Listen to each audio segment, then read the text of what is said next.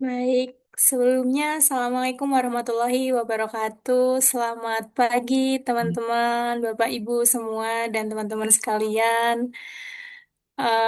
Gimana nih paginya udah pada sarapan atau mungkin udah pada minum kopi sambil menunggu Nah, narasumber yang datang pada pagi hari ini? Saya izin menanggapi yang di Zoom yang di chat terlebih dahulu. Untuk presensinya nanti akan di-share melalui message begitu. Nanti silakan ditunggu saja. Kemudian jangan lupa nanti kalau misalnya ada pertanyaan atau ada hal-hal yang ingin ditanyakan lebih lanjut, dimohon untuk dicatat, kemudian ditanyakan pada sesi Q&A seperti itu. Jadi teman-teman dan Bapak Ibu semuanya silakan dipantau terus untuk message-nya karena nanti akan ada link Zoom yang akan di-drop di uh, message.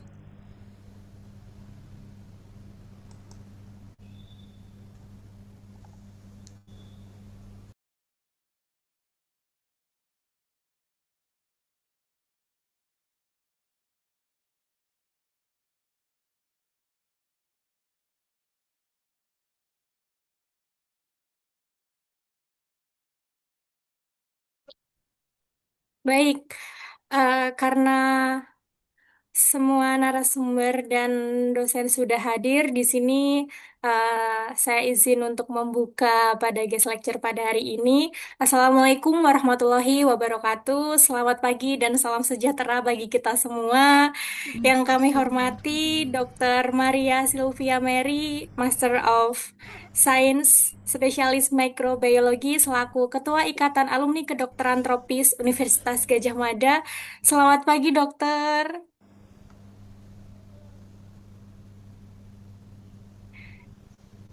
Kemudian yang saya hormati Dr. Gigi Farah Sylvia Yuliani, Master of Science, Doctor of Philosophy, selaku tim pengajar Magister Ilmu Kedokteran Tropis Universitas Gajah Mada.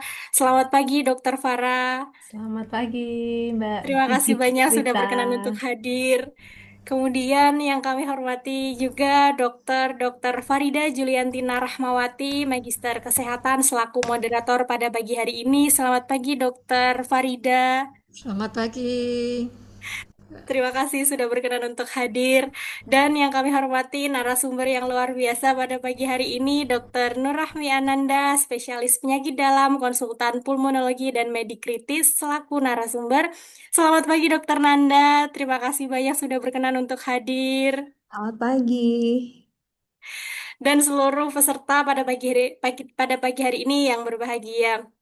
Puji syukur kita panjatkan kehadirat Tuhan Yang Maha Esa karena atas berkat dan hidayahnya kita semua dapat berkumpul pada pagi hari ini dalam kegiatan guest lecture dengan tema TBC bisa sembuh total, pentingnya deteksi dan pengobatan yang tepat.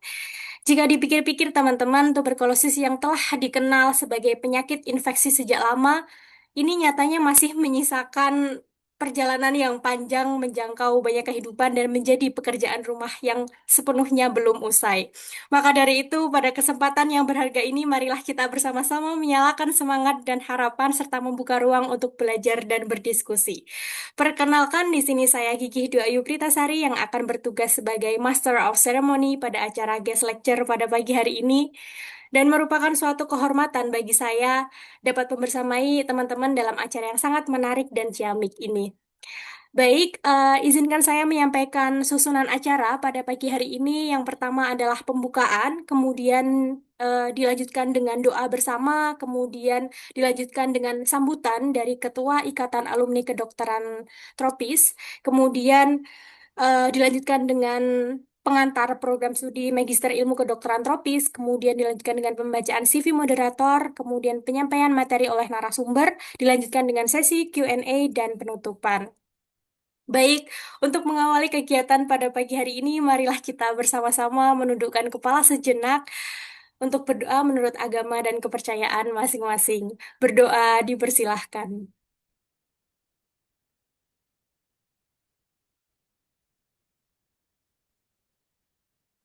Baik, berdoa dicukupkan. Selanjutnya, mari kita dengarkan bersama sambutan dari Ketua Ikatan Alumni Kedokteran Tropis, Dr. Maria Sylvia Mary, Master of Science, Spesialis Microbiology. Kepada Dr. Sylvie, waktu dan layar disilahkan. Baik, terima kasih Mbak Gigi. Selamat pagi, Assalamualaikum warahmatullahi wabarakatuh. Salam sejahtera untuk kita semua, Om Swastiastu, Namo Buddhaya, salam kebajikan.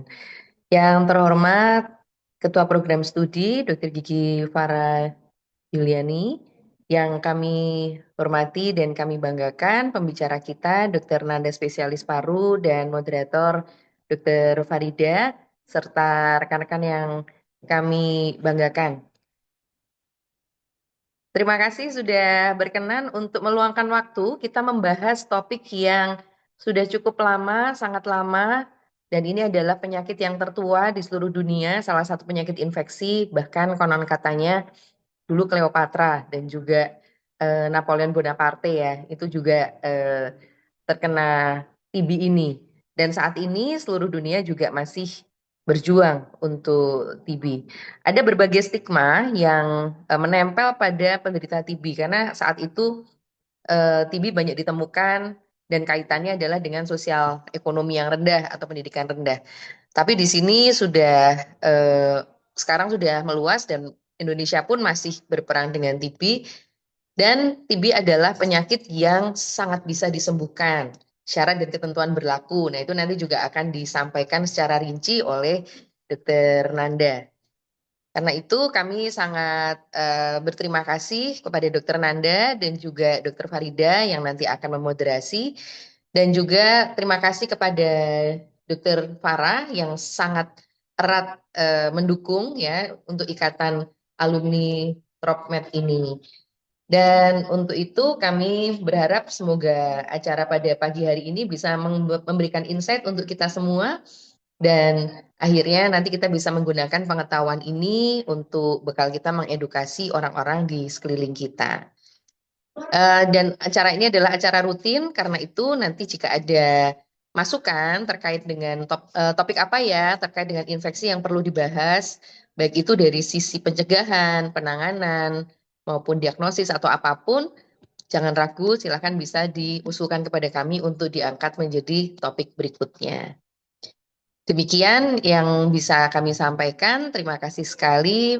Mari kita lanjutkan acara. Wassalamualaikum warahmatullahi wabarakatuh. Waalaikumsalam warahmatullahi wabarakatuh. Terima kasih banyak Dokter Silvi atas sambutannya. Benar yang disampaikan Dokter Silvi, acara ini adalah, guest lecture ini adalah persembahan dari Ilmu Kedokteran Tropis Universitas Gadjah Mada. Nah, maka dari itu, untuk mengetahui dan berkenalan lebih dalam, lebih lanjut, mari Bapak, Ibu, dan teman-teman semua, mari kita dengarkan pengantar dari program studi Magister Ilmu Kedokteran Tropis yang akan dibawakan oleh Dr. Gigi Farah Sylvia Yuliani, Master of Science, Doctor of Philosophy. Dr. Farah, waktu dan layar disilahkan. Terima kasih banyak Mbak Prita yang sudah mengantarkan, sudah mengintroduce program ini dengan sangat baik, Mbak MC, dan juga kepada Dr. Silvi selaku Ketua Ikatan Alumni Kedokteran Tropis, matur nuwun sangat ya atas sambutannya yang sangat luar biasa. Jadi, sebelumnya selamat pagi Ibu Bapak, para peserta online guest lecture ya. Ini adalah suatu program kolaborasi ya dengan alumni, Ikatan Alumni Kedokteran Tropis atau IKATROPIS kalau kita biasa menyebutnya. Ya, jadi untuk kesempatan kali ini, puji syukur kehadirat Tuhan Yang Maha Esa.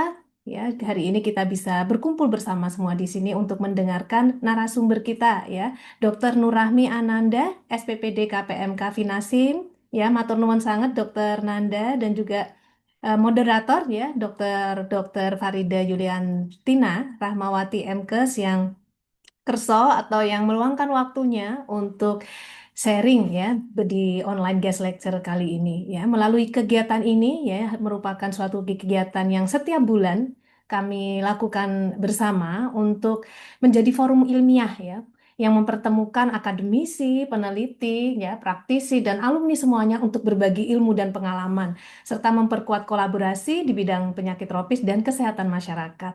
Dan tentunya tadi yang sudah disampaikan Mbak Prita sebagai MC dan juga Dr. Silvi, bahwa tema ini sangat dekat dengan kehidupan kita, ya, TB atau TBC ini masih ditemukan di sekitar kita.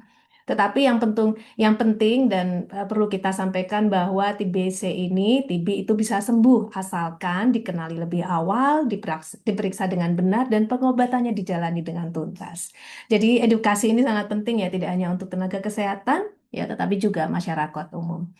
Dan tadi sudah disampaikan juga kami sebagai pengelola Prodi Magister Ilmu Kedokteran Tropis mohon izin untuk menyampaikan dan memperkenalkan ya program studi kami. Mungkin yang belum mengenal, kami mohon izin untuk memperkenalkan diri dan juga para peserta yang sebagai alumni, ya mohon izin juga kalau misalnya ada kerabat atau kolega yang ingin atau tertarik untuk lanjut studi pasca sarjana atau studi S2 atau mungkin berkolaborasi, kami sangat terbuka. Baik, kami izin untuk share screen terlebih dahulu untuk promosi, video promosi sebentar. Mohon izin ya. Sudah terlihat ya Mbak Prita? Ya. Ya, jadi ini adalah program studi kami, Ilmu Kedokteran Tropis. Ibu Bapak yang sekarang hadir secara online, kalau ingin bertemu dengan kami secara offline atau kopi darat, ini bisa bertemu di Gedung Pascasarjana di FKKMK UGM. Kami ada di sayap selatan Gedung Tahir ini di lantai 5. Jadi monggo yang ingin bertemu atau mungkin sekedar ngopi, ini ada kafe di sini ya. Jadi di sini fasilitasnya kalau yang mau refreshing ya, misalnya penat dengan kegiatan eh, belajar itu bisa ngopi-ngopi di sini. Di FKKMK banyak sekali fasilitas yang lengkap bisa kami sediakan. Jadi seperti yang tadi sudah disampaikan, kalau TB ini ya di Indonesia ini merupakan negara yang selain ya seperti kita ketahui selain kaya akan kekayaan alamnya ya, tetapi juga kaya akan penyakitnya ya, termasuk penyakit menular ini kalau kita lihat. Ya, di sini saya dapat dari sosial media dan ini sudah dikonfirmasi juga bahwa di TB ini masih ranking 2 di dunia kasusnya untuk kasus TB ya, setelah India kalau tidak salah. Ya, setelah India. Dan ini juga nomor 2 demam berdarah. Nomor 2 campak ya. Kemarin campak itu yang seharusnya bisa dicegah, ini kita kok ya nomor 2 di dunia, difteri, kusta dan sebagainya. Ya, ini penyakit menular masih merajai ya di Indonesia. Nah, karena Indonesia ini masih menghadapi beban penyakit infeksi yang kompleks ya, khususnya penyakit tropis, dan ancaman ini tidak hanya di lokal, tapi juga nanti bisa sampai ke global. Bahkan yang dari global bisa juga datang ke Indonesia. Dan ini tentunya membutuhkan keahlian multidisiplin ya, mampu membaca masalah, meneliti, dan merancang solusi berbasis bukti. Dan Indonesia tentunya karena masalah ini membutuhkan ahli kedokteran tropis yang mampu menjawab tantangan berbasis bukti. Mohon maaf ini belandang-belandang Ki. Ya. Nah, butuh ahli, butuh riset dan butuh aksi. Nah, kenapa di S2 Ilmu Kedokteran Tropis FKKMK UGM?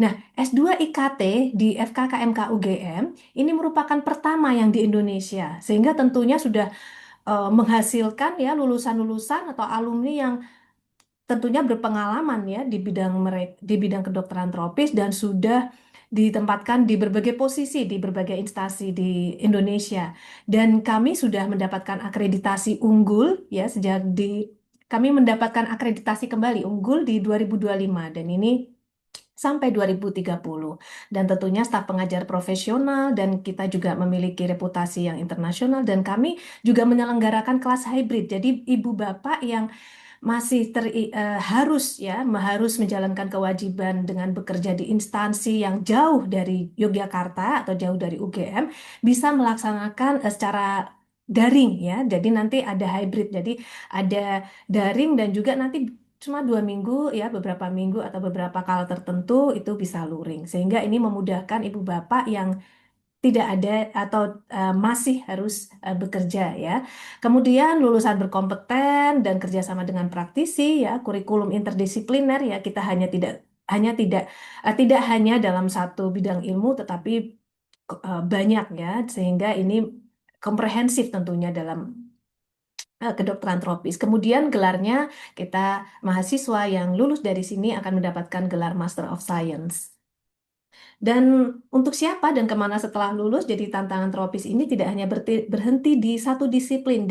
Jadi kami menerima berbagai mahasiswa dari berbagai background ya, seperti kedokteran ya, kedokteran gigi, kedokteran hewan dan sebagainya. Karena prinsip kita adalah multidisiplin ya, untuk mengatasi ya tadi mengatasi penyakit tropis ya tentunya dan mengatasi masalah di Indonesia. Dan prospek kontribusi lulusannya ada yang bisa jadi dosen peneliti, pengelola program yang mungkin nanti kerja di Dinkes atau NGO, kemudian bisa juga di laboratorium diagnostik karena kami juga ada konsentrasi biologi molekuler nanti kami sampaikan.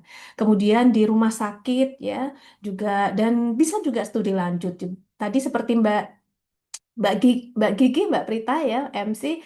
Mbak Gigi ini adalah dari fast track S1 kedokteran ya, S1 kedokteran ingin spesialis nanti di penyakit dalam ya, sehingga karena penyakit dalam di kedokteran penyakit infeksi tropis ya. Nah, ini kemudian Mbak Gigi ini, Mbak Prita eh, mengambil S2 di ilmu kedokteran tropis. Jadi setelah ini bisa lanjut S3, spesialisasi juga bisa ya. Dan ini kembali lagi bisa dari S1 dan D4 ya. Jadi kami terbuka untuk berbagai latar belakang keilmuan. Dan juga kalau misalnya tidak disebutkan di sini bisa kontak ke kami untuk melihat relevansinya seperti apa. Dan ini adalah visi misi program studi, ya ini adalah pimpinan dari waktu ke waktu. Tadi sudah disampaikan bahwa IKT ini adalah prodi pertama di Indonesia dari tahun 90 hingga saat ini, ya kami berdiri. Dan ini adalah tim manajemen kami, kalau ingin berkenalan langsung bisa datang ke kami atau kontak melalui sosial media. Dan ini adalah dosen pengajar kami, ya Prof. Elsa, Prof. Eti, Prof. Jaril, ya, dan banyak lagi, ya kami eh, mengajar dengan kompetensi ya S3 untuk dosen-dosen pengajarnya, minimal S3. Dan ini adalah profil alumni kedokteran tropis, ada Dokter Andani, ya, beliau adalah dosen di Universitas Andalas dan pada saat COVID pandemi kemarin, beliau ditunjuk sebagai staf ahli penanganan COVID di Kementerian Kesehatan Indonesia. Kemudian Prof. Era, ya, beliau adalah wakil dekan ya di FKKMK UGM yang saat ini menjabat sebagai wakil dekan. Ada Prof. Elsa, Prof. Luki di Unibrau, ya, masih banyak lagi profil alumni kami. Ini banyak ya dari ini Dokter Silvi tadi, Dokter Silvi, Dokter Francisca ya dan masih banyak lagi lulusan kami yang tersebar di berbagai institusi. Di Bujana Fitria ya dari WHO. Dan ini adalah pilihan konsentrasi ya. Jadi ibu bapak yang misalnya ingin ke klinis ya, penyakit infeksi tropis ada di kami, nanti akan mempelajari tentang epidemiologi juga, klinik dan sebagainya. Dan yang di lab juga bisa memilih konsentrasi imunologi dan biologi molekuler. Dan juga ada entomologi kesehatan kalau ingin konsentrasi ke vektor ya, atau surveillance penyakit bersumber binatang. Dan apa yang dipelajari di sini selain perkuliahan tatap muka atau hybrid ya, mata kuliah ini wajib dan mata kuliah konsentrasi. Kita juga ada kuliah lapangan, praktikum, dan kunjungan instansi. Jadi tidak hanya dalam satu metode pembelajaran. Berbagai variasi metode pelajaran kita sampaikan ke mahasiswa untuk sehingga mahasiswa menerima dari berbagai perspektif dan menambah pengalaman mahasiswa juga. Dan ini kami menyediakan 4 semester ya. Jadi mahasiswa akan menjalani semester 1 sebagai fondasi, kemudian metodologi ya. Mahasiswa juga diberi pilihan pada beberapa mata kuliah elektif dan juga tesis di semester 4. Tapi sangat tidak menutup kemungkinan jika ibu bapak sudah memiliki data atau sudah memiliki ya data dari instansinya atau mungkin penelitiannya cepat, itu semester 3 sudah bisa lulus ya. Jadi 1,5 tahun ya tercepat itu bisa lulus.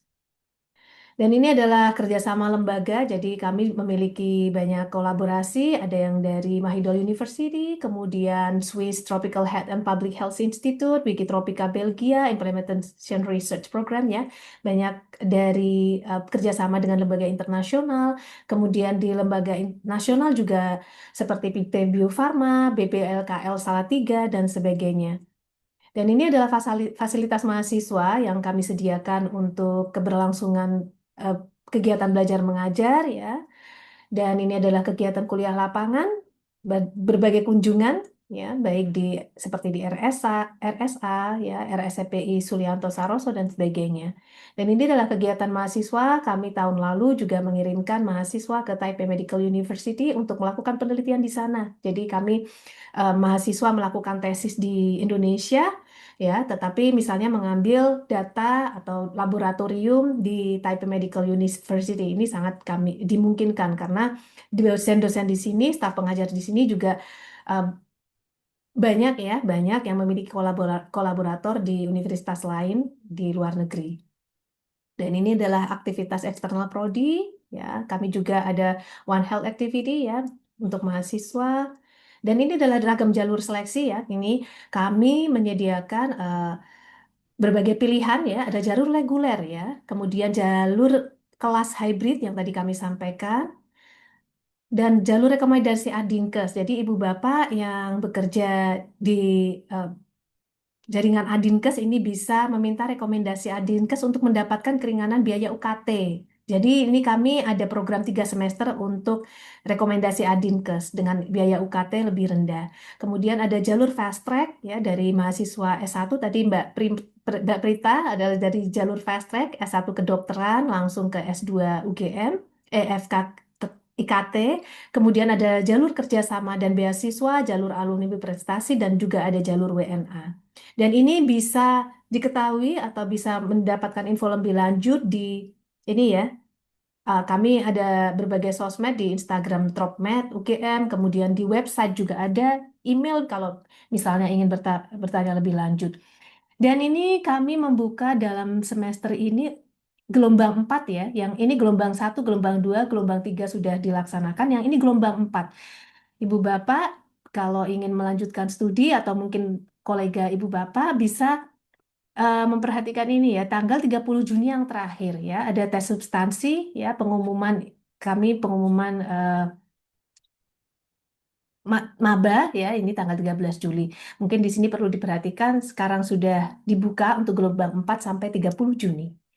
Baik, terima kasih banyak ya atas perhatian yang disampaikan.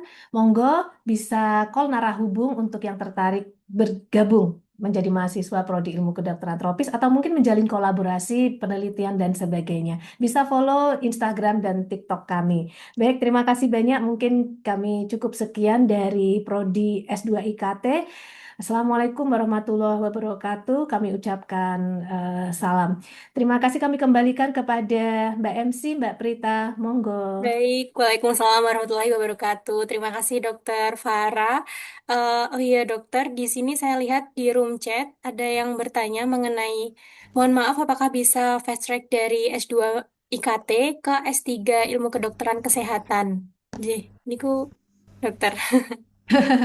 Oh ya, ini bisa masuk jalur PMDSU sebenarnya ya.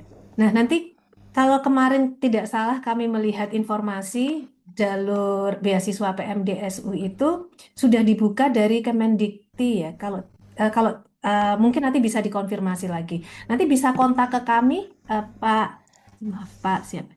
Mas Muhammad Diki ya, Mas Diki bisa kontak ke kami bagaimana caranya. Tetapi kalau yang sejauh ini di FKKMK sudah berjalan itu dengan PMDSU. Jadi mahasiswa nanti mencari supervisornya terlebih dahulu. Kalau misalnya kedokteran tropis ya nanti mungkin cari staf pengajar yang di FKKMK misalnya.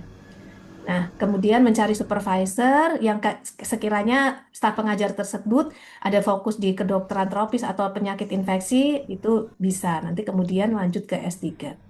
Ya. Itu salah satu opsinya ya, salah satu opsi. Nanti kalau ingin bertanya lebih lanjut bisa kontak ke kami, Mas Diki. Terima kasih banyak atas perhatiannya dan pertanyaannya. Terima kasih Mbak Prita. Baik, terima kasih banyak Dokter Farah atas promosi dari Magister Ilmu Kedokteran Tropis. Bagi yang berminat, segera teman-teman dan Bapak Ibu sekalian karena sudah masuk ke gelombang keempat. Baik, untuk acara selanjutnya, sebelum memasuki sesi materi, izinkan saya membacakan profil singkat dari moderator kita pada pagi hari ini, Dr. Farida Juliantina Rahmawati, Magister Kesehatan. Beliau merupakan staf pengajar dan Ketua Departemen Mikrobiologi Fakultas Kedokteran Universitas Islam Indonesia, sekaligus alumni dari Magister Ilmu Kedokteran Tropis Universitas Gadjah Mada. Baik, tanpa berlama-lama lagi, marilah kita sambut moderator kita pada pagi hari ini, Dr. Farida Juliantina Rahmawati, Magister Kesehatan, untuk memandu jalannya sesi guest lecture. Kepada Dr. Farida, waktu dan layar disilahkan. Terima kasih Mbak Prita. Assalamualaikum warahmatullahi wabarakatuh. Waalaikumsalam. Apakah suara saya jelas Mbak Prita? Sampun terdengar jelas, dokter. Baik, Bapak Ibu, sobat sehat yang saya hormati, pada pagi siang hari ini kita akan bincang-bincang bersama mengenai tuberkulosis bisa sembuh total, pentingnya deteksi dini dan pengobatan yang tepat. Baik, Bapak Ibu, sebelum kita bincang-bincang lebih lanjut, tadi sudah dijelaskan oleh Dr. Farah dan Dr. Sirvi bahwa tuberkulosis sampai saat ini masih menjadi masalah di Indonesia maupun di dunia ya. Indonesia menjadi peringkat kedua di dunia. Ini kalau masalah ini prestasi sepak bola misalnya, wah ini luar biasa banget ya kalau bisa peringkat kedua ini. Tapi sayangnya ini peringkat penyakit ya. Jadi wah ini yang perlu perhatian khusus ini ya, perlu perhatian dari semua pihak nih ya. Karena TB ini sebetulnya sudah ada sejak sebelum Masehi ya. Ditemukan di mumi-muminya yang di Mesir itu juga ada yang terkena tuberkulosis ya. Nah ini sebetulnya juga kematiannya cukup tinggi, ini sampai 125.000 per tahun ya. Jadi kalau satu orang penderita TB atau tuberkulosis ini tidak diobati, ini bisa menularkan dalam setahun itu bisa menularkan 15 orang. Nah ini kan seperti MLM ya. Kalau MLM-nya ini yang bagus ini ya luar biasa, tapi ini sayangnya sekali lagi ini masalah penyakit, jadi ini membahayakan banyak orang. Dan juga ada stigma juga di masyarakat ya, ketika menganggap wah ini batuk biasa sehingga tidak diobati dengan benar, dan yang sudah terdeteksi TB atau tuberkulosis ini menjadi takut untuk berinteraksi dengan masyarakat, padahal sebetulnya ini bisa sembuh dengan total ini ya, asal pengobatannya tepat. Nah ini akan kita dengarkan bersama ini bagaimana nanti mengenai tuberkulosis ini dulu memang TBC gitu ya singkatannya, tapi kemudian sempat berganti TB. Ini kembali ke TBC ini saya juga tidak tahu ya. Nah ini akan saya bacakan untuk kurikulum vitae dari pembicara kita pada pagi siang hari ini. Mungkin bisa ditampilkan. Ini pembicara kita kali ini adalah Dr. Nurandi Ananda, spesialis penyakit dalam, konsultan pulmun Vinasim ya. Beliau lahir di Temanggung 14 November 1982. Ini kebetulan sesama Temanggung ini dengan saya, dan bahkan tetangga ini ya, nggak sengaja ini saya diminta oleh panitia untuk menjadi moderator, ternyata pembicaranya juga sesama dari Temanggung, bahkan tetangga ini ya. Masya Allah ya. Ini beliau saat ini berada di divisi pulmonologi Departemen Ilmu Penyakit Dalam Fakultas Kedokteran Kesehatan Masyarakat dan Keperawatan Universitas Gadjah Mada, dan di RSUP Dr. Sarjito Yogyakarta. Beliau S1 spesialis 1 dan 2 ini juga di Universitas Gadjah Mada nih, sama dengan saya ini S1 2 3 juga di UGM. Dan penelitian beliau yang sampai sekarang ini tentang Zero TB Yogyakarta ya. Masya Allah banyak sekali penelitian beliau, dan untuk lebih banyak bisa mendengarkan dengan tuntas, mari kita dengarkan Dan kita sapa Dr. Nur Rahmi Ananda. Assalamualaikum Dr. Nanda. Waalaikumsalam warahmatullahi wabarakatuh. Dokter Farida, Ya, monggo Dr. Nanda silahkan untuk bisa memulai materi pada pagi siang hari ini. Baik, Silahkan. baik, matur nuwun dokter. Baik, selamat pagi Bapak Ibu semua. Assalamualaikum warahmatullahi wabarakatuh. Yang Waalaikumsalam wabarakatuh. saya hormati Dokter Farida, Dokter Farah, Dokter Silvi, Dokter Prita, dan Bapak Ibu semua. Eh, terima kasih telah diajak untuk bisa sharing pada pagi hari ini. Saya slide share ya. Ya, apakah sudah terlihat? Ya, sudah. Sampun ya dok. Ya. Ya, baik. Suara saya terdengar cukup jelas ya? Ya, jelas. Nanti Ya, sebelum baik. 15 menit sebelum ya Dokter Ananda ya. Ya, gimana dok? Nanti berakhir 15 menit sebelum jam 11, Jam jadi 11. 10. Baik, baik dokter. Baik dokter. Ya, selamat pagi Bapak Ibu semua. Pagi hari ini saya diminta untuk memberikan atau sharing mengenai tuberkulosis, diagnosis dan terapi. Ini nanti outlines yang akan saya bawakan brief-brief sedikit karena memang saya lihat audiens tidak semuanya klinisi mungkin ya. Jadi mulai dari awal mengenal tuberkulosis, kemudian nanti akan agar lebih banyak sesi di patogenesis dan perjalanan penyakit agar kita tahu apa sih kenapa sih tuberkulosis itu dari dulu sampai sekarang masih menjadi burden. Kemudian diagnosis dan pemeriksaan TBC pada dewasa sampai pencegahan dan terapi TB, update tentang vaksin TB, TPT, dan juga pengobatan TBC, sensitif obat, dan resisten obat. Ya, seperti tadi sudah disinggung Dr. Silvi juga ya, bahwa TBC itu adalah penyakit yang sangat-sangat tua. Ya, dan beliau ini Robert Koch, ini orang yang pertama kali bisa mengisolasi Mycobacterium tuberculosis di tahun 1882 dan beliau mendapatkan Nobel di 1905. Dan sampai sekarang TBC itu merupakan the most deadliest infectious disease. Jadi kalau mencari penyakit infeksi apa yang menyebabkan kematian terbanyak di dunia itu adalah TBC. Ya, tentu kemarin kita ketemu COVID, tetapi alhamdulillah COVID periodenya singkat ya. Sehingga saat ini yang nomor satu rankingnya tetap TBC. Dan kalau kita lihat TBC ya perjalanannya dari awal dulu dari 1882 sudah berhasil diisolasi. Kemudian kita lihat mulai pertama kali ditemukan ronsen itu di 892, kemudian mulai TST itu juga 1907 ya. Kemudian terapeutik dari dulu belum ada obat apa-apa ya, pasien hanya dikirim ke sanatorium. Kemudian setelah itu dilakukan ada terapi kolaps namanya, jadi parunya dikempeskan dengan pneumotoraks biar TB-nya nggak kemana-mana. Kemudian surgery dulu trakoplasti ya, baru kemudian pertama kali obat anti TBC ditemukan adalah PAS ya di tahun 44 dan sampai saat ini PAS itu sebelum di 2020 tuh beberapa masih kita gunakan, tetapi saat ini alhamdulillah sudah diganti dengan ya masih ada, tetapi sudah ada regimen yang lebih efektif ya.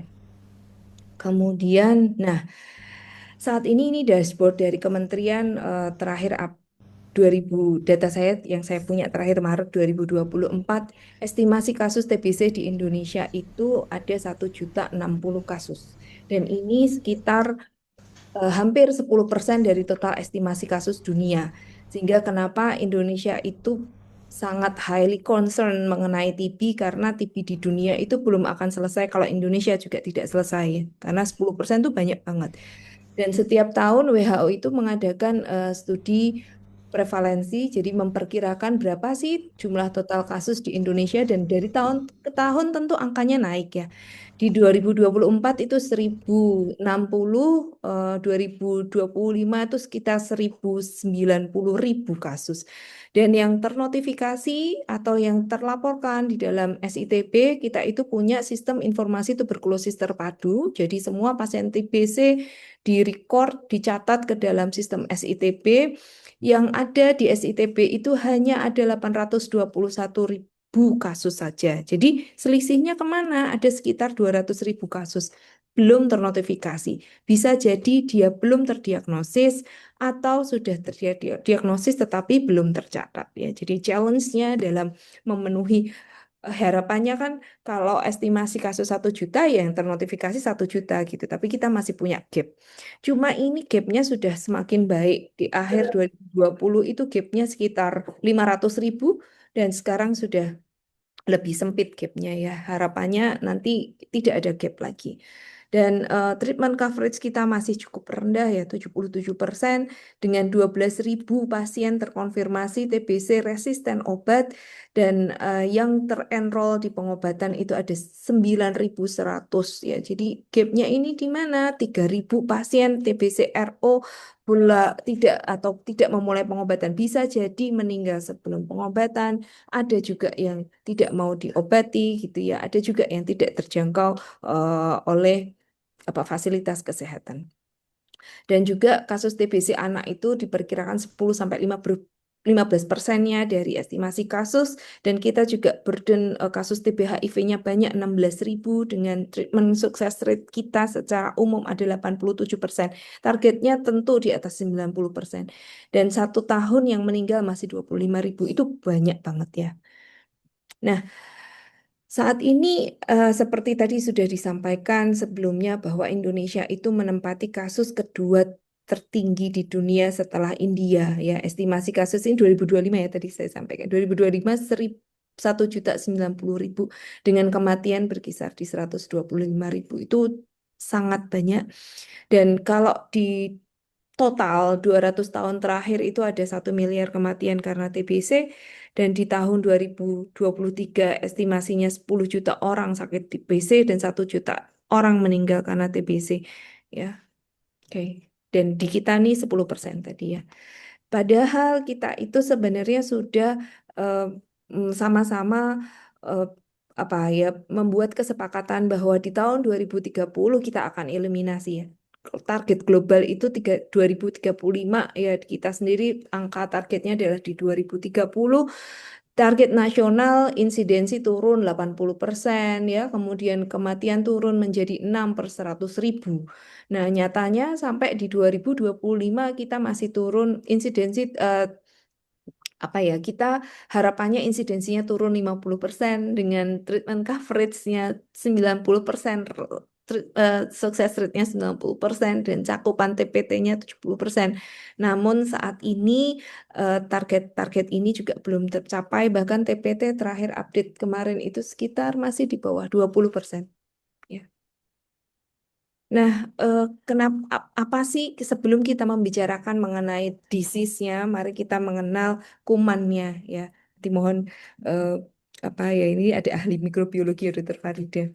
Ya, Mycobacterium tuberculosis ini sebenarnya adalah bakteri bentuknya batang, kemudian tahan asam ya. Kemudian sebenarnya dia dikelompokkan ke dalam gram positif obligat aerob walaupun karena dinding selnya ini sangat waxy, maka dia tidak menyerap gram itu secara efektif ya. Kemudian ukurannya berapa? 2 sampai 4 mikron panjangnya, kemudian lebarnya 0,2 sampai 0,5 mikron. Ini makanya karena ukurannya kurang dari 5 mikron, dia penyebarannya consider as aerosol gitu ya, karena kurang dari 5 mikron. Kemudian motility-nya dia non-motile ya, sedikit sekali punya flagella, tidak membentuk spora. Kemudian dinding selnya itu high lipid content ya, kemudian ada mycolic acid-nya ya, kemudian dia acid fastness, dia menyerap pengecatan asam ya, kemudian tahan terhadap pengecatan asam, kemudian dia bisa high resistance terhadap chemical disinfektan. Dan dia untuk tumbuhnya kuman TBC ini adalah slow growth rate ya, dia tumbuhnya sangat lambat. Bahkan kalau kita kultur di media solid itu membutuhkan waktu 8 minggu. Kemudian dia butuh dia obligat aerob ya, sehingga predominantly terlokalisasi pada daerah yang highly aerated seperti di upper lobes ya biasanya. Makanya TBC itu banyak di di apa di atas karena dia sebenarnya adalah obligate aerob ya, dia butuh oksigenasi tinggi. Nah, dan dia eh, secara patogenositas dia adalah survival intraseluler. Dia bisa berinteraksi atau dia bisa mengeluarkan berbagai macam protein ya, sehingga dia bisa hidup intraseluler ya. Dan dia juga bisa ada latent stage, jadi dia bisa shutting down gitu, kemudian menjadi dorman ya, dan bisa membuat asimptomatik sampai seumur hidup. Itu kuman TB. Nah, bagaimana patogenesis dan perjalanan penyakit? TBC ini penyebarannya memang aerosol ya, artinya dari kuman yang dikeluarkan oleh orang yang menderita TBC, kuman itu ikut ke dalam apa terpercik dari dahak ya ke udara, kemudian orang yang di sebelahnya bisa atau orang yang ada di dalam satu ruang dengan ventilasi yang tidak baik ya, apalagi ketemunya cukup sering, maka bisa menghirup kuman TBC dan bisa masuk ke dalam paru ya. Karena ukurannya sangat kecil ya, dia akan bisa masuk ke alveoli. Ini adalah gambaran alveolir kita. Di dalam alveoli satu kantong udara itu kita sudah didesain untuk mempunyai innate immunity. Sel-sel apa yang berperan di situ? Ada makrofag, ada NK sel, ada neutrofil ya, sel dendritik. Dan kalau imunitinya bagus ya, sel-sel ini bagus fungsinya, maka begitu kuman TBC masuk ke dalam alveoli, maka bisa difagositosis sempurna. Ya, infeksinya clearance. Hampir 50% orang dengan infeksi TBC yang innate immunity-nya bagus, maka dia tidak akan sakit. Ya. Tapi bisa juga eh, ada kuman TBC yang sudah difagositosis oleh makrofag. Ini makrofag yang ungu ini, kemudian di dalamnya merah-merah ini adalah bakteri MTB. Sudah difagositosis, tetapi MTB-nya ini dia tetap hidup gitu. Dia tetap hidup di situ dengan mengekspresikan, masih ada ekspresi antigenik yang dikeluarkan ya. Dia tidak keluar-keluar dari makrofag, sehingga makrofagnya ini kemudian dia mengundang atau mengaktifkan adaptive immunity. Sel-sel yang banyak berperan adalah T sel, CD4 ya, walaupun ada CD8 juga, dia akan mengundang sel-sel lain untuk maksudnya itu membantu, ayo bantu untuk memusnahkan kuman TBC gitu ya. Dan di sini sel-sel CD4 akan berkumpul ya. Ini kita kenal sebenarnya dengan proses priming ya. Makrofag bisa tetap di sini, dia menarik CD4 masuk, atau bisa juga dia eh, ke pembuluh limfatik, ke kelenjar getah bening terdekat untuk yang di sana kan banyak sel-sel CD4 ya, sehingga dia terbentuklah granuloma di sana. Jadi granuloma itu isinya adalah eh, makrofag yang memakan MTB, kemudian dikelilingi oleh sel CD4. Di mana sel-sel CD4 yang teraktivasi ini dia akan mengeluarkan banyak sekali sitokin.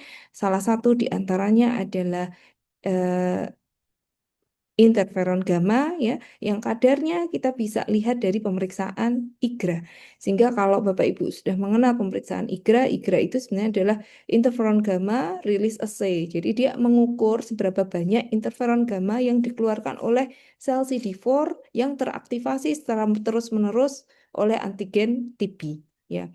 Nah, begitu sel atau imunitas seluler atau adaptif ini teraktifkan, maka kita bisa mendeteksi dari apa? Ya, dari jumlah CD4 yang mengeluarkan IGRA. Atau kita bisa mengukur dari IGRA-nya.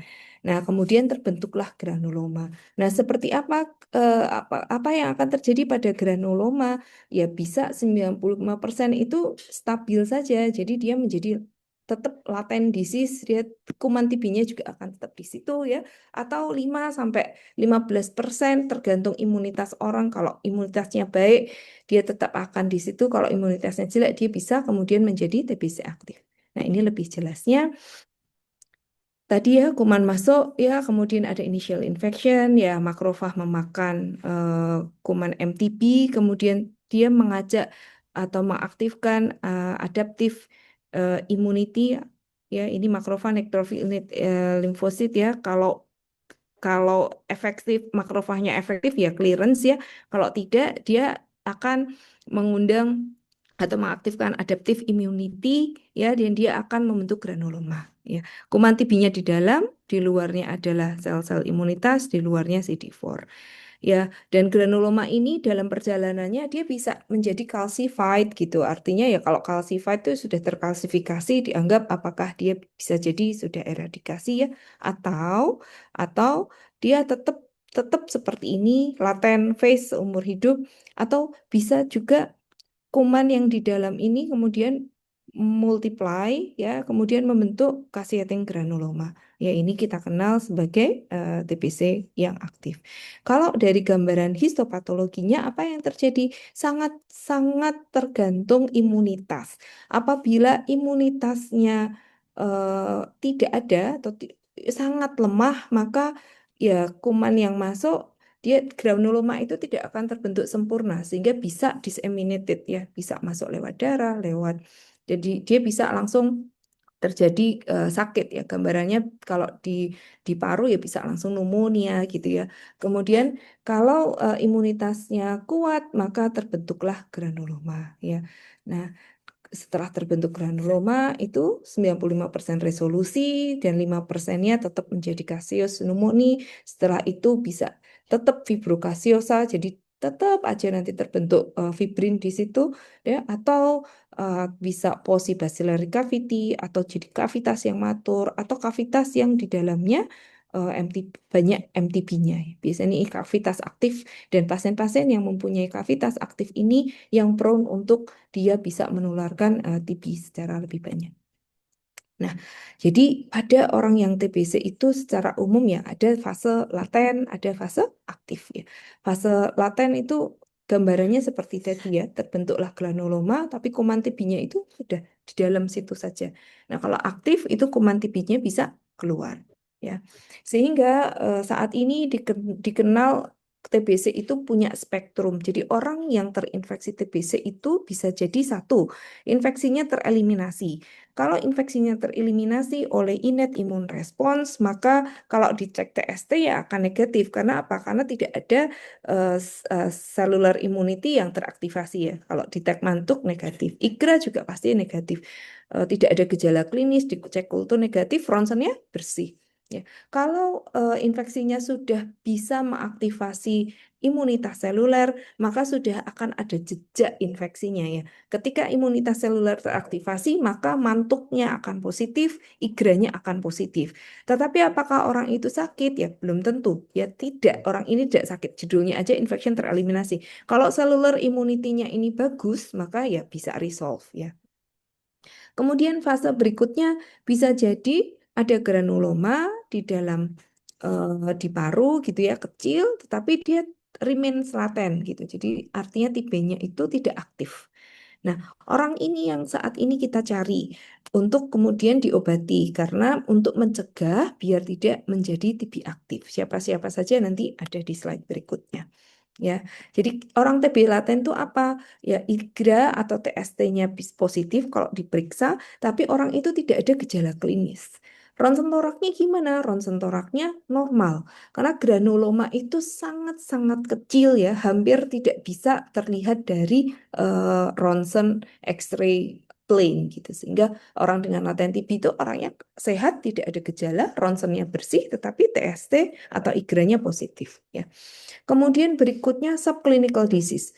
Ada lagi orang yang terinfeksi TB ya, kemudian dari laten ini sudah mulai ada kumannya teraktivasi. Tetapi belum cukup banyak sehingga belum cukup banyak untuk bisa menimbulkan gejala klinis yang berarti. Orang-orang ini biasanya datangnya itu ketika check up gitu ya, misalnya mau sekolah ke luar negeri gitu kalau di negara kita ya, kemudian di screening TBC ditanya tidak ada batuk, tidak ada keringat malam, tidak ada demam, tetapi begitu di ronsen, loh kok ada gambaran minimal lesi gitu. Di apexnya ada fibrosisnya, ada infiltratnya kecil. Nah, ini orang-orang ini yang kita bilang sebagai subclinical TB disease. Ya. Jadi kalau diperiksa igranya positif, kulturnya gimana? Kadang-kadang dia kulturnya positif, kadang-kadang negatif ya. Diperiksa TCM mungkin trace detected gitu ya. Kemudian apakah dia menularkan? Ya sporadically bisa menularkan. Nah, kalau ketemu yang seperti ini gimana? Ya tetap di terapi sebagai TB aktif. Dan yang spektrum terakhir itu adalah pasien TBC yang sudah mulai datang ke vaskes karena sudah ada gejala. Ya, sudah ada gejala baik gejala ringan yang batuk-batuk ya atau gejala severe gitu ya. Yang perlu diperhatikan adalah ini. IGRA itu sebagai bukti bahwa sudah ada antigen MTB yang sudah mengaktifasi seluler immunity ya sehingga bisa terdeteksi IGRA atau TST-nya positif. Tetapi pada mereka yang active TB disease di sini tulisannya apa? Usually positif. Biasanya positif, tetapi bisa jadi IGRA-nya negatif. Karena apa? Kalau sel-sel CD4-nya atau imunitasnya sangat buruk, walaupun ada antigen masuk atau kuman TB masuk, bisa jadi IGRA-nya tidak terproduksi. Kenapa ya? Karena CD4-nya sangat rendah. Sehingga kalau seperti pasien yang sangat imunokompromis ya, pasien HIV ya, pasien dengan obat-obat imunokompromis itu bisa jadi kalau diperiksa IGRA negatif ya, walau padahal dia TBC gitu. Jadi inilah dasar kenapa IGRA itu tidak boleh digunakan untuk mencari active disease ya, karena ada kondisi seperti itu. Nah, ini di publikasi yang lain ada juga yang menambahkan setelah ya tadi uninfected, kemudian infection bakterial dorman ya ini laten ya. Kemudian ada tahap insipien. Insipien itu seperti laten, kumannya di dalam granuloma, tapi dia sudah mulai bereplikasi ya. Namun saat ini kita masih menjadi challenge ini kelompok yang insipien TB. Bagaimana kita bisa mengenali insipien TB ya? Nah ini masih para ilmuwan juga masih mencari tahu gimana sih kita bisa tahu TB yang di dalam granuloma ini aktivasi atau tidak. Kalau kita bisa menemukan seawal mungkin, harapannya kan kita menemukan seawal mungkin. Karena kalau kita ketemunya sudah aktif TB disease, dia sudah akan menularkan, tadi Dokter Farida sudah menyampaikan bahwa 1 tahun itu menular ke 15 orang. Ya, harapannya kan belum sampai severe kita bisa obati. Karena kalau sudah sampai severe ya insya Allah bisa sembuh. TBC itu curable disease. Hanya kalau kelainan parunya itu sudah banyak, ya bisa jadi meninggalkan gejala sisa. Ya, gitu ya. Sehingga harapannya kita bisa mengenali dari awal. Ya, oke. Nah, ini pathway untuk disease progression pada TB tadi ya. Kalau ada infeksi di sini ya, dia bisa jadi kalau imun sistemnya bagus, eliminasi.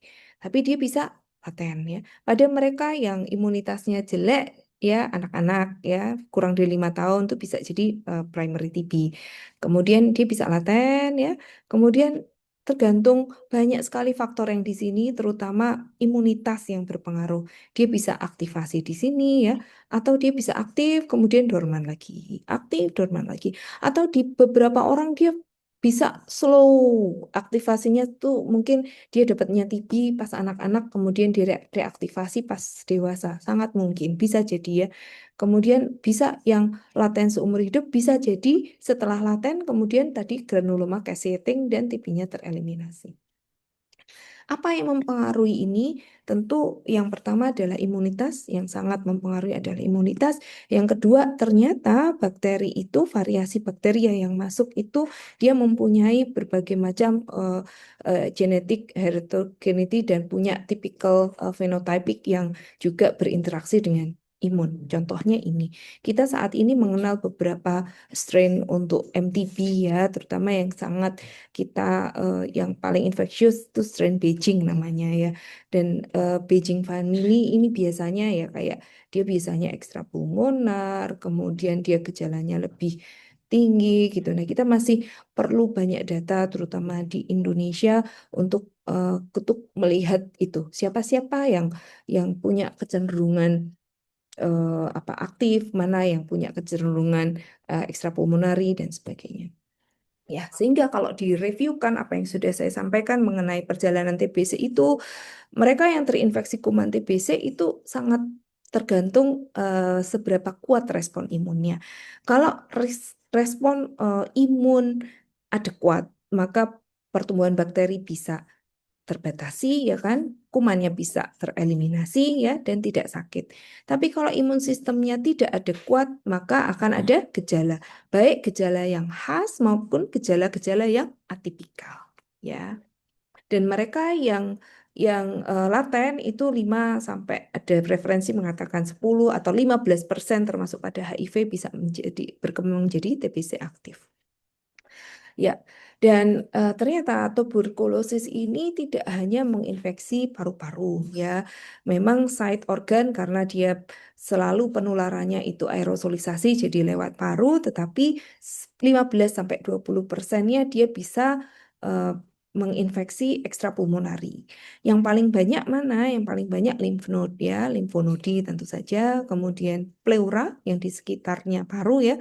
Kemudian tapi dia bisa juga jalan ke CNS ya, menjadi meningitis TB atau ke mana ke bones, ke tulang ya menjadi spondilitis TB dan bisa ke genitourinary ya kan. Pasien kami di Rumah Sakit Sarjito banyak kami mempunyai kasus ekstrapulmonari yang lebih banyak kalau dibandingkan dengan populasi umum karena kami rumah sakit rujukan ya. Jadi sekitar hampir 25% ya dengan pasien muda, spondilitis TB, TB tulang ya atau datangnya ke bagian bedah dulu atau ke bagian obskin dulu dengan ada tumor di intraabdomen begitu dibuka dan di patologi ternyata TBC gitu ya. Nah, bagaimana kuman TBC ini bisa menyebar ekstrapulmonari? Tentu tadi masuknya selalu aerosol ya lewat saluran nafas. Kemudian tetap alveolar makrofag dia akan memfagosit ya sebagai awal defense ya sebagai defense pertama permulaan. Kemudian terbentuk granuloma dan ketika imunitasnya turun ya sel-sel CD4-nya turun atau bakterinya dia multiplikasinya berlebih ya sesuai tadi strain bakterinya itu sifat bakterinya sendiri dia bisa keluar ya. Keluar kemudian dia ikut aliran limfatik atau aliran darah dan dia masuk ke dalam site-site yang eh, sesuai dengan dia untuk tumbuh gitu. Ya, sehingga siapa-siapa yang berisiko untuk menjadi TBC, yang pertama adalah HIV. Jelas orang-orang dengan imunitas yang rendah. HIV dan penyakit yang menyebabkan lemahnya kekebalan tubuh lain. Yang banyak populasi selain HIV yang banyak itu adalah DM ya dan CKD. Karena dua ini adalah penyakit yang semakin lama dia akan melemahkan CD4 ya. Kemudian orang-orang yang mengkonsumsi obat imunosupresan ya steroid ya misalnya punya autoimmunity dia mengkonsumsi steroid jangka panjang ya dia berisiko juga TBC. Kemudian merokok, orang dengan gizi buruk, konsumsi alkohol tinggi banyak di luar kalau di kita mungkin tidak begitu. Kemudian anak kurang dari 5 tahun dan lansia ya kontak erat dengan kasus TBC aktif, mereka-mereka yang ada di congregate setting ya dengan DLP atau perawatan jangka panjang ya dan juga terakhir nakes. Kalau dilihat Indonesia lebih banyak faktor risiko mana? Dua, undernourished dan smoking. Ya, HIV juga ada, tapi nggak begitu berbeda sama India. Tapi yang paling menonjol adalah karena undernourishment. Nah, bagaimana kita mendiagnosis dan apa saja cara pemeriksaan TBC yang ada di Indonesia saat ini? Nah, gejala TBC pada dewasa yang khas itu adalah batuk. Batuk cut off-nya adalah 2 minggu, tetapi kita tahu tadi dari spektrum ada yang namanya TB subklinis, yaitu bahkan ekstrim ya, tidak bergejala. Jadi orang yang batuk bisa jadi batuknya kurang dari 2 minggu, bisa jadi batuknya hanya 1 minggu gitu ya. Tapi kita ambil untuk yang kita mengenal TB aktif yang betul-betul harus ke vaskes adalah batuk lebih dari 2 minggu. Walaupun kalau kurang dari 2 minggu, tapi dia punya faktor resiko, misalnya satu keluarga atau satu rumahnya ada yang TBC atau dia ada faktor resiko seperti tadi yang disebutkan, maka harus cek ya, cek lebih awal. Ya, kemudian demam, biasanya demamnya ngelemeng tidak terlalu tinggi, nyeri dada ya, atau berkeringat tanpa sebab yang jelas, nafsu makan turun, berat badannya turun. Ini adalah gejala yang ekstrim, yang active disease tadi. Dan pemeriksaan fisiknya apa? Ya tergantung, sangat tergantung dari struktur paru yang terlibat. Kalau parunya hanya terkena infeksinya sedikit, ya mungkin masih bersih pemeriksaan fisiknya. Tapi kalau yang terlibat sudah banyak, pneumonia berat, tentu pemeriksaan fisiknya akan didapatkan lebih berarti ya. Kemudian bisa jadi ada efusi, bisa jadi ada perbesaran limfonodi. Nah, kalau gejala TBC yang melibatkan organ-organ di luar paru itu apa saja? Tentu kalau limfadenopati ya perbesaran limfonodi ya, atau sangat tergantung dari site-nya. Kalau meningitis TB ya gejalanya bisa jadi nyeri kepala hebat ya, atau kejang, atau penurunan kesadaran ya. Kita akhir-akhir ini cukup banyak dapat kasus meningoencephalitis anak maupun dewasa ya, sad sih, tapi memang itu kenyataan yang ada di kita saat ini, masih banyak banget kasus TB. Ini salah satu contoh TB mame ya, dikiranya benjolan, awalnya tuh benjolan, dikira tumor ya, setelah di biopsi ternyata isinya pus ya. Dan khasnya TB itu adalah dia habis bikin lokus itu dia akan diobati, setelah diobati dia akan bentuk lokus yang lain gitu. Jadi agak agak challenging pengobatannya. Ini adalah TB spondilitis ya, ada gibus ya. Ini pasien HIV dengan limfadenopati ya. Kemudian TB mata ada, TB mata, TB kulit, TB telinga gitu. Hampir di semua site itu bisa ya, kecuali rambut dan kuku. Ya. Kemudian kalau ada pasien yang terduga TBC, ada yang terduga TBC, jadi gejalanya tadi ada, terus ekstrapulmonarinya ada.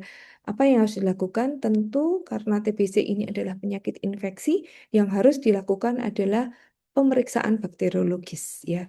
Nah, apa saja yang bisa ada pemeriksaan bakteriologis ya, kemudian bisa simultan, bisa dilakukan ronsen dada, atau kalau itu di ekstra paru, maka bisa menggunakan sampel jaringan atau dilakukan biopsi.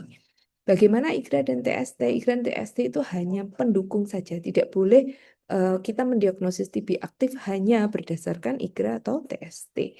Nah, saat ini untuk pemeriksaan bakteriologis dari WHO sudah ada panduan ketiga ya. Ada beberapa pemeriksaan yang bisa digunakan untuk mencari atau mendiagnosis tuberkulosis. Yang saat ini ya, di Indonesia itu ya expert, tentu MTB expert, TruNat ada juga untuk penelitian ya, beberapa penelitian di center-center pendidikan ada yang sedang meneliti TruNat. Kemudian yang sudah tersedia di lab-lab klinik ya secara komersial adalah urin lem ya. Kemudian juga di center-center besar ada targeted NGS. Nah, dari pemeriksaan ini mana yang kita pilih? Atau yang paling umum Bapak Ibu kenal biasanya kan memang TCM ya, tes cepat molekuler, atau kita sebut sebagai GeneXpert. Ya, itu adalah the most highly recommended. Karena apa? Dia digunakan untuk menegakkan diagnosis sekaligus bisa menilai resistensi rifampicin. Sensitivitasnya cukup tinggi ya. Kemudian ada nanti level kenapa sensitivitasnya cukup tinggi? Karena dia bisa mendeteksi bakteri yang bahkan di dalam kadar yang kecil gitu ya. Kemudian yang ada di puskesmas ya, walaupun sekarang puskesmas itu sudah ada yang masih juga digunakan adalah pemeriksaan dahak langsung atau mikroskopik BTA. Tetapi ini saat ini kita gunakan untuk di tahap evaluasi ya. Ketika awal untuk mendiagnosis awal maka yang direkomendasikan adalah pemeriksaan TCM dan hampir semua puskesmas punya akses untuk pemeriksaan TCM ya. Yang terakhir adalah pemeriksaan biakan. Biakan ini di laboratorium mikrobiologi bisa dengan media padat atau LC Lowenstein-Jansen atau media cair ya dengan MJIT ya. Tapi memang biakan ini sebenarnya adalah gold standard. Tetapi karena waktunya yang lama sehingga TCM masih dipilih ya. Ini bedanya. Kalau biakan itu dia limit of detection-nya itu di atas 10, tapi masalahnya biakan ini perlu waktu 8 minggu. Sedangkan TCM itu limit of detection-nya 100. Kalau pakai yang ultra itu bisa kurang dari 100. Dan pemeriksaannya bisa cepat, kurang dari 2 jam sudah jadi. Nah, sedangkan kalau mikroskopis BTA itu limit of detection-nya 5.000 CFU per cc. Jadi BTA itu hanya bisa positif apabila ada 5.000 kuman dalam 1 cc dahak. Sehingga dulu sebelum banyak kita mengenal TCM itu ada TBC dengan BTA negatif. Ya dia TBC, ronsennya ada, gejala klinisnya ada, tapi BTA-nya negatif. Kenapa? Ya karena bakteri load-nya tidak cukup tinggi untuk terdeteksi dari pemeriksaan BTA. Sehingga yang saat ini kita gunakan adalah TCM. Dan saat ini kita sudah punya TCM namanya TCM Ultra. Ultra ini artinya ultra sensitif ya. Dia limit of detection-nya itu 12. Jadi 12 CFU aja dalam 1 cc itu bisa memberikan hasil positif gitu ya. Kalau TCM cartridge yang biasa itu 130 gitu. Kalau yang ultra itu 12 aja sudah positif. Sehingga di ultra itu akan ada hasil trace. MTB terdeteksi trace. Ini sangat tergantung berapa bakteri load yang terdeteksi di dalam alat. Mulai dari MTB tidak terdeteksi, ya, kemudian high detected, medium, low, very low, yang terakhir adalah trace. Dan karena dia trace, TCM ini kan keunggulannya adalah selain bisa mendeteksi kuman MTB, juga bisa mendeteksi gen, apakah ada ekspresi sekuensi spesifik RPOB ini yang mendeteksi resistensi terhadap rifampicin. Ya, sehingga akan langsung terdeteksi rifampicin resistance-nya detected atau tidak. Dan kalau hasil trace itu selalu akan diikuti dengan indeterminate. Kenapa? Karena bakteri load-nya sangat sedikit sehingga tidak cukup mengenali sequence spesifik ini, gitu ya. Nah, tapi tetap saja kita tetap harus tahu keterbatasan alat ini apa hasil negatif tidak menyingkirkan kemungkinan TBC. Kenapa? Bisa jadi satu, terutama dahaknya atau ya dahaknya biasanya kualitasnya jelek. Kalau dahaknya jelek, ya sensitivitasnya akan menurun ya. Kemudian pemeriksaan gen expert atau TCM ini tidak ditujukan untuk menentukan keberhasilan atau pemantauan pengobatan. Kenapa? Karena hasil positif tidak selalu mengindikasikan masih ada kuman yang viable. Karena ini adalah PCR base sehingga potongan-potongan kuman atau sebenarnya bakteri yang sudah mati itu tetap bisa terdeteksi ya walaupun dia sebenarnya kumannya sudah mati ya sehingga TCM positif itu belum tentu viable kumannya.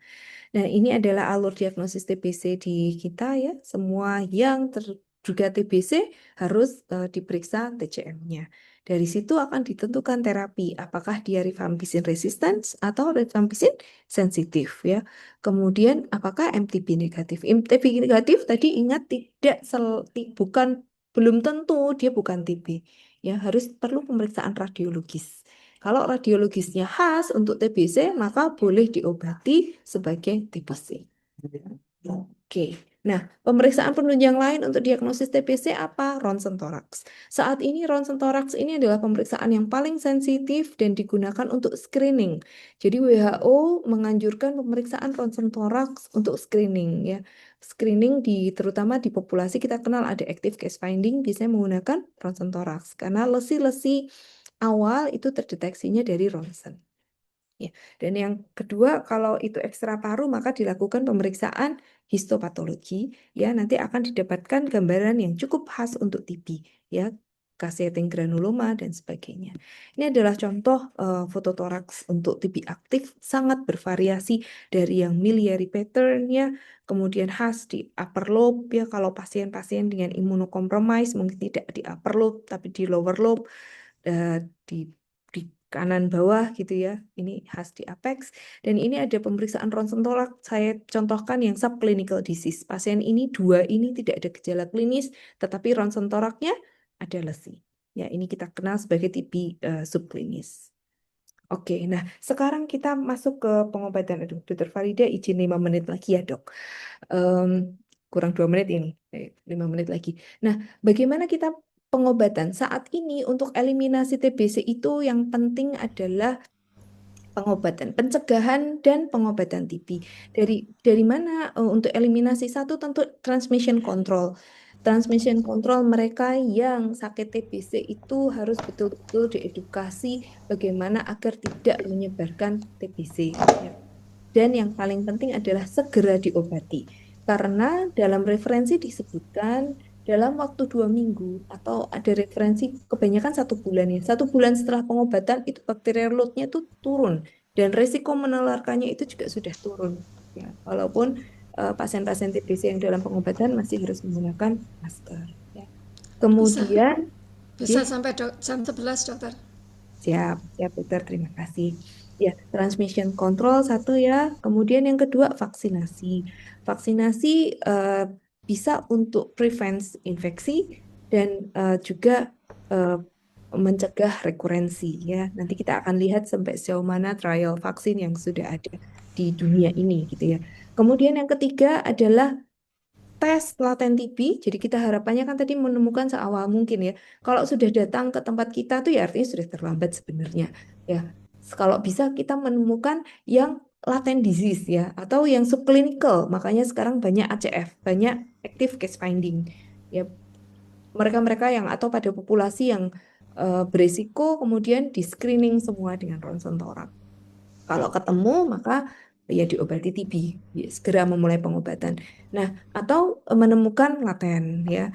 Laten kemudian diberikan terapi pencegahan TB ya. Oke. Nah, TBC vaksin.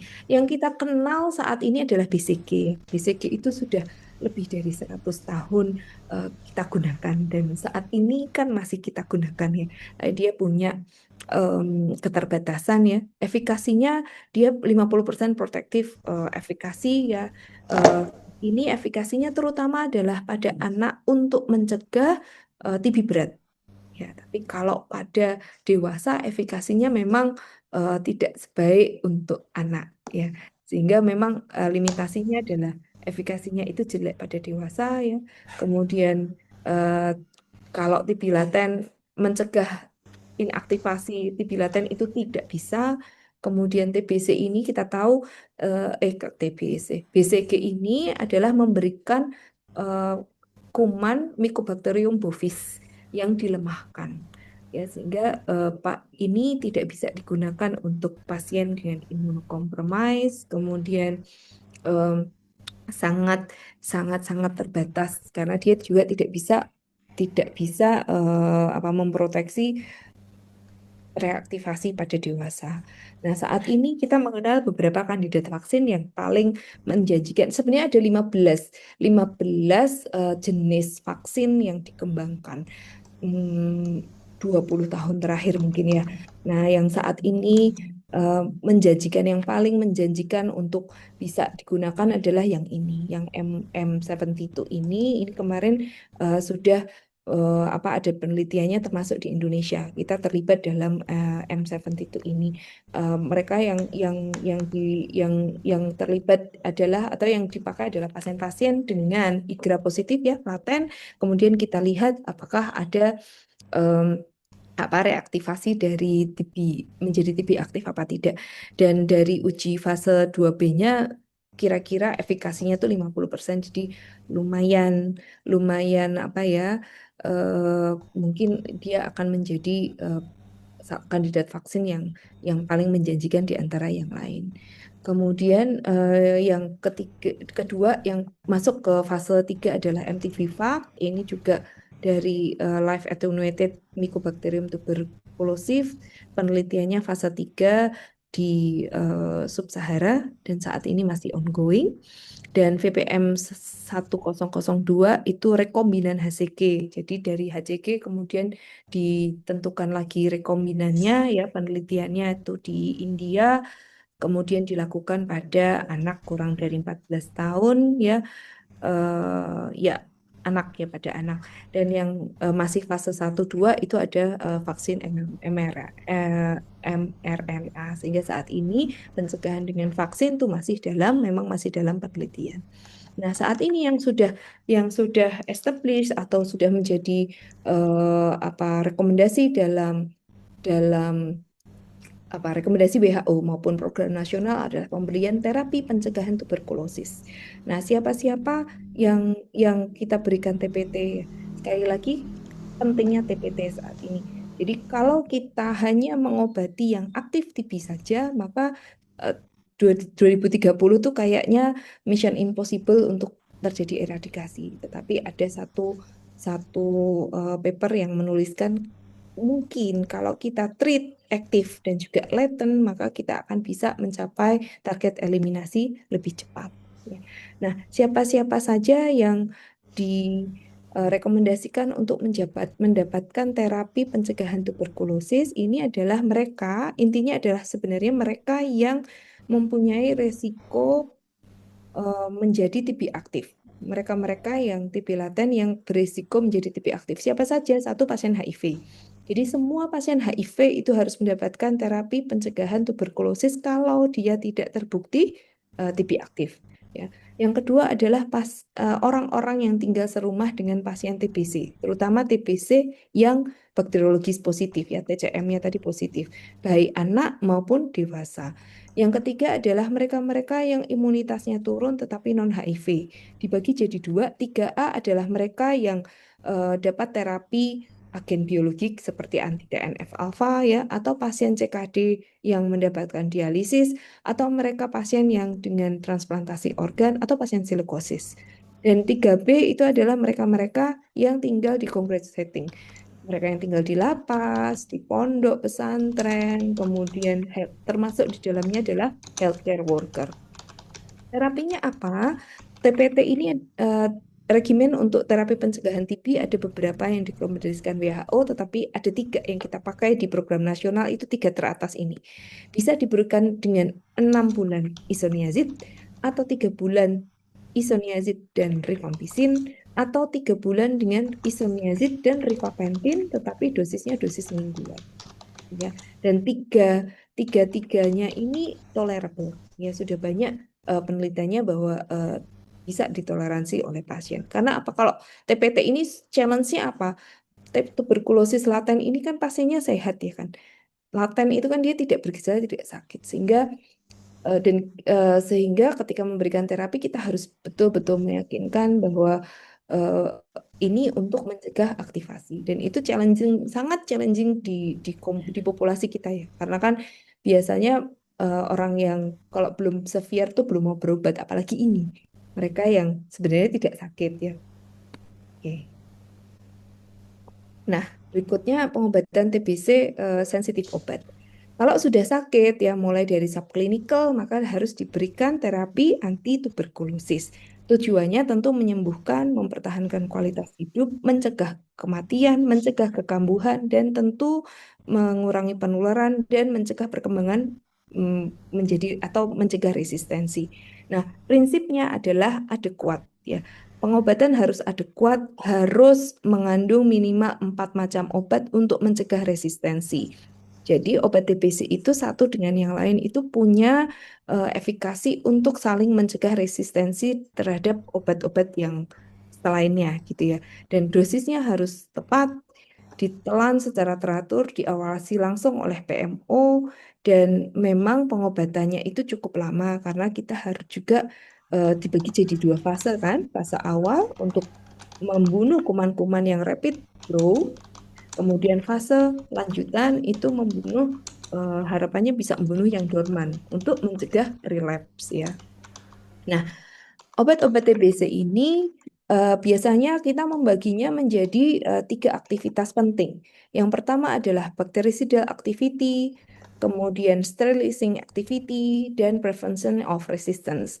Kalau Bapak Ibu perhatikan di sini, rifampicin itu dia punya bactericidal activity yang baik, yang dia di top gitu ya, kemudian prevention resistance yang baik, dan sterilizing activity yang baik. Sehingga kenapa rifampicin itu dibilang sebagai core drugs. Ya, obat utama untuk TB sensitif obat adalah rifampicin karena dia punya aktivitas ini baik dengan toksisitas yang relatif rendah. Ya, toksisitas rifampicin itu rendah.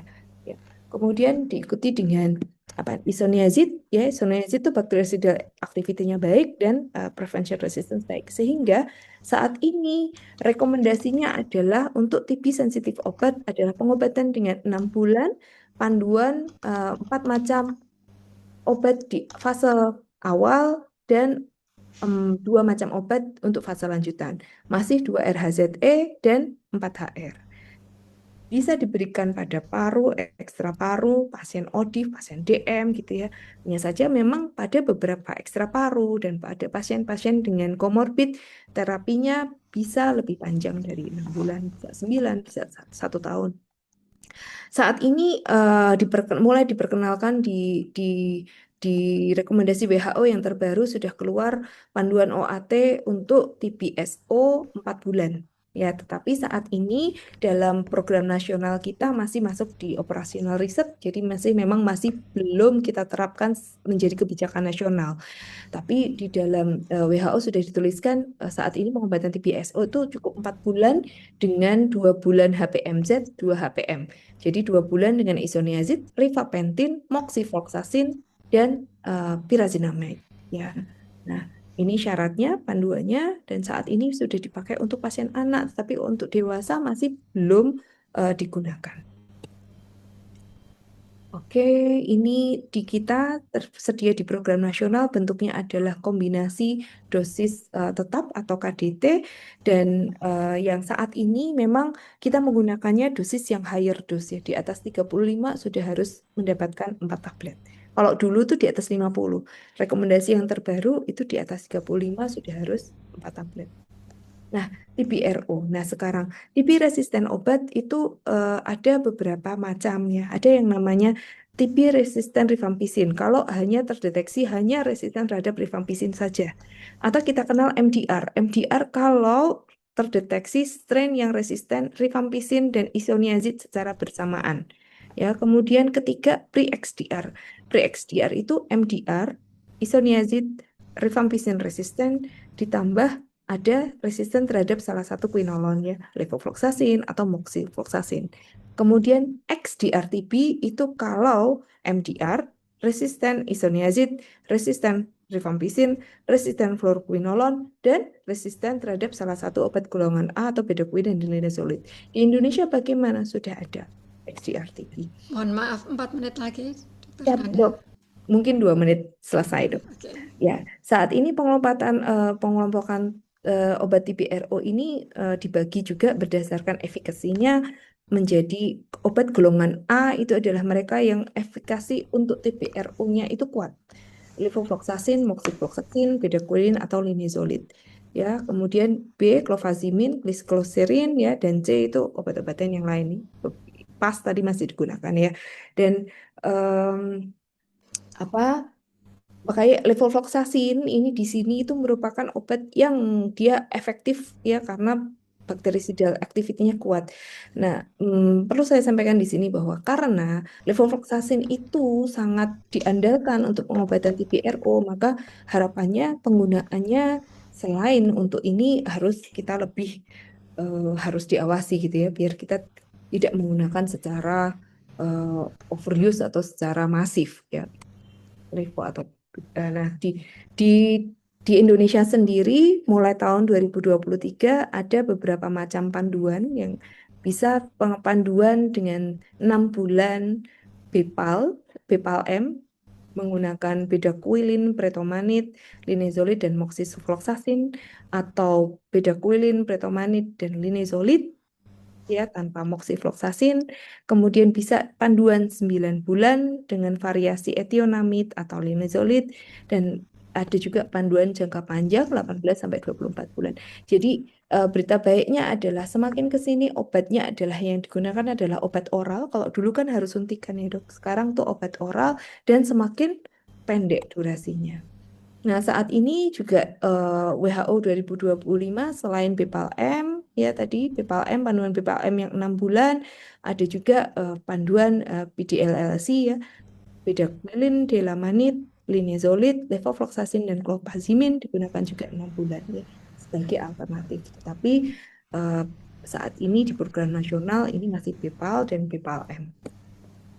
Oke, dan saat obat-obatan yang paling poten apa saja ya bedaquiline, linezolid, clofazimine, delamanid, levofloxacin.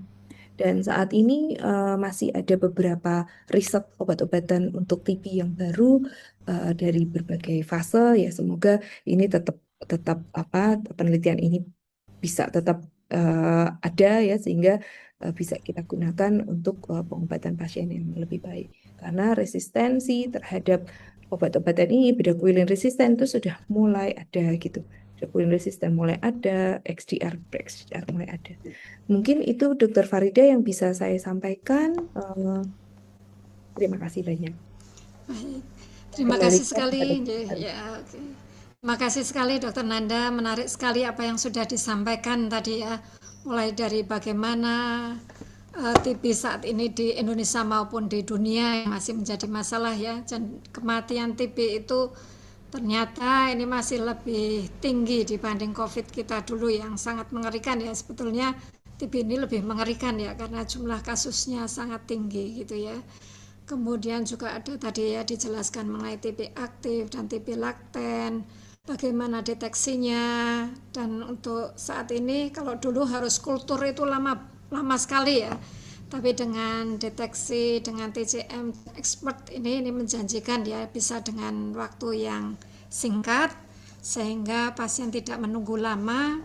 Dan tadi juga ada vaksin yang dijelaskan beberapa yang selama ini dengan masih BCG, tapi ini sudah ada beberapa kandidat tadi yang dijelaskan ya. Kemudian untuk pengobatan ini juga ada berita yang cukup menggembirakan tadi ya, yang selama ini minimal 6 bulan tapi sudah mulai ada penelitian dan sudah diterapkan di anak untuk 4 bulan ini. Dan juga untuk pengobatan, dulu minum obat untuk TB itu seperti makan kaca ya karena saking banyaknya gitu ya kombinasi. Nah sekarang ini sudah ada kombinasi dosis tetap, hanya saja memang harus rutin untuk meminumnya, tidak boleh bolong-bolong ya karena resikonya tadi terjadi resistensi. Nah kalau sudah resisten ini jadi sulit untuk mengobatinya ya. Baik, untuk waktu berikutnya, waktu mungkin yang dinantikan oleh peserta untuk tanya jawab ya, tanya jawab. Monggo silahkan yang mau bertanya langsung atau melalui chat disilahkan. Mungkin ada, saya prioritaskan dulu untuk yang mau bertanya secara langsung. Apakah ada? Bisa open mic yang kalau ada yang mau bertanya langsung.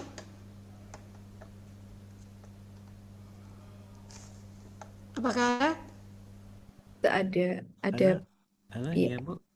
Oh ya, monggo silakan. Maaf saya tidak bisa melihat ini ya yang bertanya langsung. Kedengaran Bu Monggo. suaranya Bu? Ya, Kedengaran? terdengar. Silakan, Bu, monggo. Ya, saya ingin lebih tahu lebih dalam lagi Bu karena saya ini dari umum ya, ini Bu, bukan dari ya. Naskes ini Bu. Ya, enggak apa-apa. Silakan di katanya identitas, nama dan dari mana, monggo. nama saya Andi Marta Bu dari pemerintah Provinsi Sumatera Selatan Bu. Ini mau nanya Bu, itu Jen, monggo silakan. katanya ada TB kulit ya Bu. Itu apa Bu gejala-gejala TB kulit? Terus gimana caranya kita membedakan antara TB kulit dengan penyakit kulit lainnya gitu Bu? Yang kedua yang masalah TB paru tadi Bu. TB paru kan katanya ada yang tidak sakit Bu. Itu gimana kita tuh bisa mengetahui secara kasat mata Bu bahwa ini sudah kena gejala TB Bu, TB paru Bu. Itu aja Bu, makasih Bu. Monggo. Terima kasih sekali tadi Pak Andi ya tadi yang bertanya ya. Pak, siapa tadi? Bu, iya Bu Andi, Bu. Ya, ya terima kasih Pak Andi. Monggo silahkan Dokter Nanda untuk bisa menjawab pertanyaan Pak Andi. Baik, terima kasih Pak Andi Marta.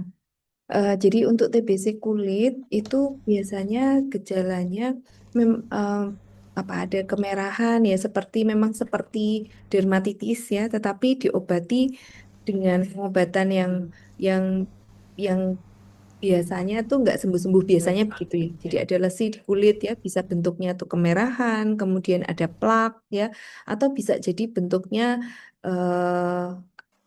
saya bilangnya mau ulcerasi itu apa ya? Dia bentuknya bisa menggaung seperti itu dan biasanya diobati dengan anti. Kalau itu kan biasanya kalau dokter itu mendiagnosis itu pasti dia juga akan menggali riwayatnya ya, karena kan kemerahan di kulit itu kan kebanyakan tuh diagnosisnya justru yang apakah alergi gitu ya, alergi atau jamur itu ya. Nah, diagnosis pastinya memang dengan kerokan atau dengan biopsi. Dengan biopsi kemudian dilihat dari mikroskop ditemukan kuman bakteri tahan asam atau kok ternyata kuman BTA-nya positif. Nah, biasanya bagaimana mengenalinya ya? Satu, tidak ada alergi gitu ya. Pasien ini tidak ada alergi. Kemudian eh, dicek jamur, diobati aja jamur kok nggak sembuh-sembuh gitu ya. Kemudian oleh dokter kulit. Biasanya kecurigaannya tuh dokter kulit malahan ya. Dokter kulit baru kemudian di-refer ke kami untuk diobati gitu. Nah, biasanya juga gitu. Merah kok sudah menahun itu gitu. Saya punya pasien tuh di kaki. Dia bahkan tidak menganggap bahwa itu lesi sakit TB-nya gitu. Jadi dia di kulit, di kaki, di mata kaki bentuknya tuh merah, kayak apa ya, kayak numuler apa sih? Merah, kemerahan, kemudian dia ada plaknya gitu. Jadi kalau di Itu merahnya gatal-gatal ya, Bu? Ya, Dok. merah ya seperti gatal seperti itu, tetapi bukan alergi loh ya. Artinya sudah harus lewat di dokter kulit dulu gitu, karena bisa jadi alergi, bisa jadi eksim gitu. Diobati kok nggak baik-baik gitu. Kemudian em, apa dilakukan biopsi, kebetulan biasanya pasien dengan TB itu punya faktor risiko ya, artinya dia kontak TB-nya ada, misalnya dia serumah sama pasien TBC atau dia memang punya faktor risiko yang memudahkan dia terkena TBC. Jadi misalnya dia pakai obat-obatan imunosupresan atau pasien HIV seperti itu. Nah, yang dilakukan adalah dibiopsi itu kulitnya dibiopsi kemudian ketemu Mycobacterium tuberculosis. Kalau pasien saya itu waktu itu memang faktor risikonya ada, kemudian dia kebetulan ketemu TBC di tempat lain, ya, dia ketemu TBC di usus. Kemudian setelah diobati TB dia baru bilang, Dok, saya itu sebenarnya punya luka di kaki. Kan dia kalau datang pakai kaos kaki ya, nggak pernah kelihatan gitu. Saya sebenarnya punya luka nih di kulit eh tapi setelah saya minum obat TBC ini lukanya hilang.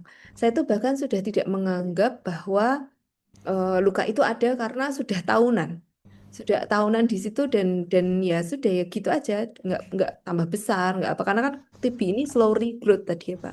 Jadi beliau tuh bahkan sudah tidak terganggu lagi dengan sakitnya, sudah nggak dipikirin banget karena kebetulan ada TBC di tempat lain. Setelah diobati luka itu hilang dan saat itu pernah kami lakukan pemeriksaan PCR karena kami di sini ada pemeriksaan PCR ya dok di mikro. Kami kirim ke mikro untuk diambil PCR dari jaringannya, ternyata TBC-nya positif dari luka itu.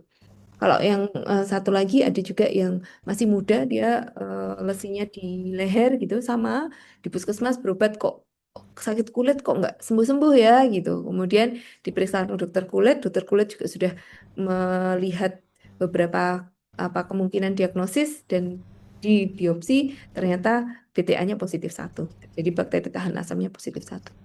Ya, jadi bisa itu tipe kulit. Kemudian yang kedua, pertanyaannya adalah bagaimana kita mendeteksi pasien-pasien yang asimptomatik gitu ya Pak ya. Nah, ya itu memang challenge di kita. Bagaimana kita bisa mendeteksi mereka-mereka yang asimptomatik karena tanpa gejala. Nah, saat ini kemudian pemerintah beberapa waktu lalu dari mulai 2020 itu ada yang namanya active case finding. Jadi tidak menunggu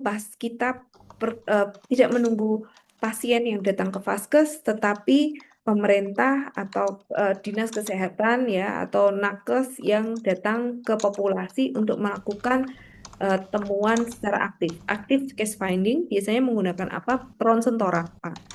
Tetapi apakah semua di ronsen gitu biasanya akan masuk ke populasi-populasi yang berisiko. Nah, bagaimana menemukan mereka yang tidak bergejala? Nah, kita bisa memulai dari pasien-pasien yang TB, itu sekeluarga harus diperiksa semua serumah. Karena kan beda ya, kita bawa ronsen, nggak mungkin kita bawa ronsen, kumpulin orang di lapangan, kemudian di screening semua, itu juga bisa sih, tapi secara pembiayaan akan berat.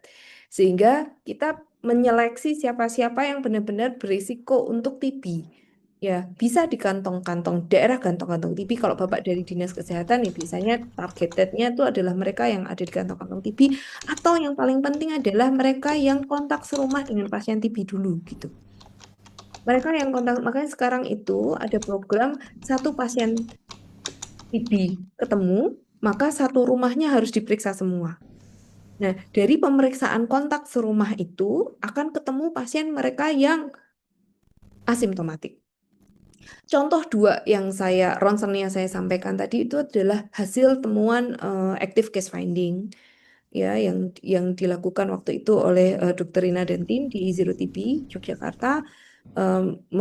Memang pada populasi yang high risk, kemudian di ronsen torak, dan ketemu mereka-mereka yang ronsennya positif, tapi setelah dianamnesis atau ditanyakan tidak ada gejala. Dan pasien dua itu setelah dicek dahaknya positif. Jadi sebenarnya subclinical TB disease ini banyak, Dr. Farida. Ada studi atau systematic review yang menyebutkan populasi subclinical TB disease itu ada sekitar 35-40% di Indonesia, di Asia, terutama di Indonesia. Ya, dari penelitian Zero TB yang pernah dilakukan juga mereka yang ronsennya positif, kan waktu itu penelitiannya adalah ke populasi, semua di ronsen, kemudian mereka yang di ronsen itu ditanyai gejalanya, kemudian yang gejalanya positif atau ronsennya positif diperiksa dahak. Nah, mereka yang ronsennya positif tetapi mengaku tidak ada gejala dan dahaknya positif itu ada sekitar, saya agak lupa, 40%-an. 40% di antara mereka yang semua dahaknya positif. Yang mengaku tidak bergejala tapi ronsennya positif. Jadi memang PR kita itu adalah menemukan mereka-mereka yang simptomatik. Dari mana kita mulai? Ya dari orang-orang yang berisiko dulu. Saat pemeriksaan satu rumahnya harus diperiksa. Ya, atau mereka-mereka yang berisiko kayak misalnya pasien HIV harus, pasien diabetes mellitus harus, ya. Pasien dengan CKD juga kita periksa gitu. Jadi makanya sekarang itu apa kalau semakin cepat kita menemukan TBC di awal, maka prognosisnya akan semakin baik. Semoga bisa menjawab ya. Ya, terima kasih Dokter Nanda. Semoga sudah terjawab ya Pak Andi ya. Baik, ini kita beralih yang di chat dulu ya. Ini ada yang bertanya, mohon izin ini jika ini dari siapa? Arianso ya, ini Mbak atau Mas ini ya. Arianso. Ini bertanya ini, Dok, untuk bakteri yang sudah mati atau terpotong namun masih terdeteksi di TCM, lalu bagaimana jika dalam evaluasi pengobatan menggunakan mikroskop, apakah mungkin terjadi juga ya Ya, yang dapat menyebabkan kesalahan dalam evaluasi dan pengobatan itu? ya, ya, ya, Mbak ya ini Mbak Arianza ya. Terima kasih pertanyaannya, pertanyaan yang baik ya. Jadi kalau bakteri yang positif, kalau dengan TCM itu bakteri yang terpotong itu bakteri sudah mati dan terpotong otomatis tetap akan positif, kemudian evaluasinya bagaimana gitu ya. Idealnya evaluasi adalah menggunakan kultur ya, dan itu kita lakukan untuk TBC resisten obat. Jadi idealnya menggunakan kultur karena kultur itu kan artinya kita menumbuhkan kuman. Jadi yang akan tumbuh hanya kuman yang masih hidup gitu ya. Jadi idealnya menggunakan kultur. Tapi kultur itu sangat mahal sehingga kita belum bisa adaptasi di program nasional. Kita tahu dalam program KIPI ini keuangan menjadi sangat penting ya. Perhitungan resource yang ada di Indonesia termasuk apa biaya untuk pemeriksaan penunjang itu sangat diperhatikan sehingga untuk TBC yang sensitif obat belum direkomendasikan untuk kultur. Nah, evaluasinya kita dengan apa? Satu klinis memang. Jadi kalau batuk awalnya ada batuk darah misalnya, sesak. Nah, kita bisa evaluasi di 2 bulan batuknya bagaimana. Batuknya menurun. Biasanya TB itu kalau baik pengobatannya itu dramatis sekali apa perubahannya gitu. Jadi pasien itu dalam 1 bulan pertama itu kalau tadinya misalnya pasien sesak ya ada cairan paru gitu. Dalam 1 bulan tuh bisa habis. Cairannya tuh bisa hilang gitu. Atau infiltratnya sudah hilang sama sekali atau batuknya sudah nggak ada batuk sama sekali. Kemudian pasiennya biasanya berat badannya naik cepat ya. Sehingga banyak orang yang kalau edukasi pengobatannya tidak baik merasa saya sudah sembuh kok di 1 bulan pertama gitu. Ya, kalau edukasinya tidak baik, orang akan cenderung udah nggak batuk lagi, udah sembuh, nggak usah meneruskan pengobatan. Itu yang apa apa bisa membuat pengobatannya nggak selesai. Karena memang benar-benar di 1 bulan pertama tuh hasilnya dramatis. Nah, evaluasi yang lain dengan apa? Tentu tidak dengan TCM karena TCM itu kan juga mahal ya cartridge-nya ya. Jadi kita tidak gunakan untuk evaluasi. Idealnya dengan kultur, tapi itu belum terakomodasi dengan pembiayaan program nasional yang di Indonesia. Jadi kita selama ini menggunakan klinis ya. Kemudian saat ini BTA mikroskopik masih kita gunakan. Walaupun betul dengan logika bahwa dulu aja negatif ya kan bisa jadi TCM, jadi bakteri loadnya tidak banyak. Tapi kita masih menggunakan BTA untuk melihat apakah ada kuman yang positif dari pemeriksaan smear. Harapannya kalau kalau apa dari awal TCM negatif ya BTA-nya akan negatif gitu di evaluasinya ya. Kemudian apalagi yang bisa kita gunakan sebagai parameter ya imaging ronsen thorax.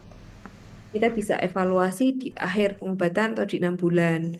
Kalau ronsennya infiltrat parunya itu menghilang ya, beberapa pasien dengan lesi yang minimal itu infiltratnya bisa hilang sama sekali. Atau kita lihat gambarannya tinggal sisa-sisanya saja, misalnya fibrosis ya, kavitas dindingnya tipis gitu, maka terapi bisa kita hentikan di 6 bulan gitu. Artinya pasien itu sudah selesai, terapinya sudah sembuh seperti itu. Kemudian kalau misalnya ekstra paru, evaluasinya dengan apa? Ya, evaluasi dengan apa yang diagnosis awalnya dengan apa. Jadi misalnya awalnya ada limfonodi gitu. Nah, kita pantau limfonodinya di USG ulang misalnya. Atau misalnya TBC perut gitu, ya biasanya kita lakukan CT scan ulang gitu untuk lihat apakah masih ada benjolannya di situ. Untuk program nasional, untuk evaluasi di program nasional masih menggunakan memang BTA SMER di bulan kedua, 1 bulan sebelum pengobatan dan di akhir pengobatan. Gitu. Kemudian pertanyaannya mungkin apa terjangkit lagi bisa.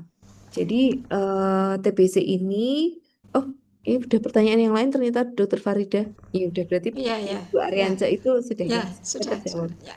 Ya. Kemudian untuk pertanyaan yang berikutnya ini dari Bu atau Mbak Andini ini ya. Ini bertanya, beliau ini sekitar tahun 2011-2012 terdeteksi TB paru dan selama 6 bulan berobat seminggu sekali kontrol. Alhamdulillah sembuh berdasar rekomendasi dari dokter. Namun apakah mungkin terjangkit kembali ini? Mungkin tidak ini. Ya, Monggo ya, Dokter Nida, ya. ya betul. Ya, memang pasien dengan yang sembuh TB ada 2 kemungkinan ya, masih bisa TB-nya yang dulu itu kembali atau kita bilang relapse. Tapi biasanya kasus relapse itu terjadi di 18 bulan pertama setelah pengobatan. Biasanya itu. Jadi relapse itu apa? Jadi kuman TB-nya yang waktu itu tidur ya, kemudian diobati baik, kemudian yang tidur bangun lagi. Biasanya kalau relapse itu terjadi di 18 bulan awal pengobatan, sehingga pasien TBC yang selesai berobat tuh masih kita pantau. Kalau pada pasien TBC resisten obat, terutama kita masih pantau sampai 2 tahun untuk melihat apakah ada kuman TB yang kemudian bangun lagi. Nah, kalau sudah selama ini, sudah 2011 sampai 2012, ya sudah lebih dari 10 tahun ya, ya kemungkinan relapse-nya kecil ya, tapi memang masih bisa tertular. Jadi bukan terjangkit. Jadi bukan sisa yang dulu kemudian bangkit lagi itu apa kemungkinannya kecil. Bisa tapi kemungkinannya kecil ya. Tapi masih bisa ketularan lagi. Masih bisa ya. Walaupun imunitas harapannya kalau kalau imunitasnya baik apa seluler immunity-nya baik, dia akan bisa mengenali kuman yang sama ya, seperti kita logika vaksin gitu ya. Sehingga tapi tetap masih pasien yang sudah terkena TBC itu masih bisa tertular lagi dan masih bisa memang TB-nya yang dulu tuh bangun. Nah, apa yang bisa dilakukan untuk mengurangi risiko itu? Jaga imunitas tubuh. Jadi tadi kan di patofisiologinya TB ini sangat bergantung imunitas. Sehingga kalau imunitasnya baik, insya Allah baik. Ya, apalagi kalau dulu pengobatannya sudah tuntas ya kan, sudah dinyatakan sembuh, dahaknya itu kalau sudah negatif, ya insya Allah kemungkinan relapse-nya kecil. Ini masih ada 2 pertanyaan, mungkin 2 terakhir mungkin bisa dijawab Ya, dengan singkat, Dokter Nanda, karena ya, waktu yang terbatas.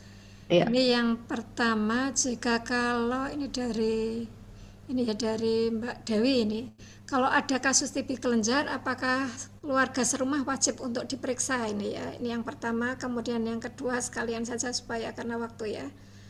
Ini kami ada contoh pasien hasil ronsen efusi pleura sudah disfungsi paru, hasil cek dahak negatif, untuk cek ada tes tinggi, ini maksudnya gimana ya? Ada tes Mm, tinggi. Sekarang mm. sedang menjalani istirahat selama 2 pekan dan minum OAT.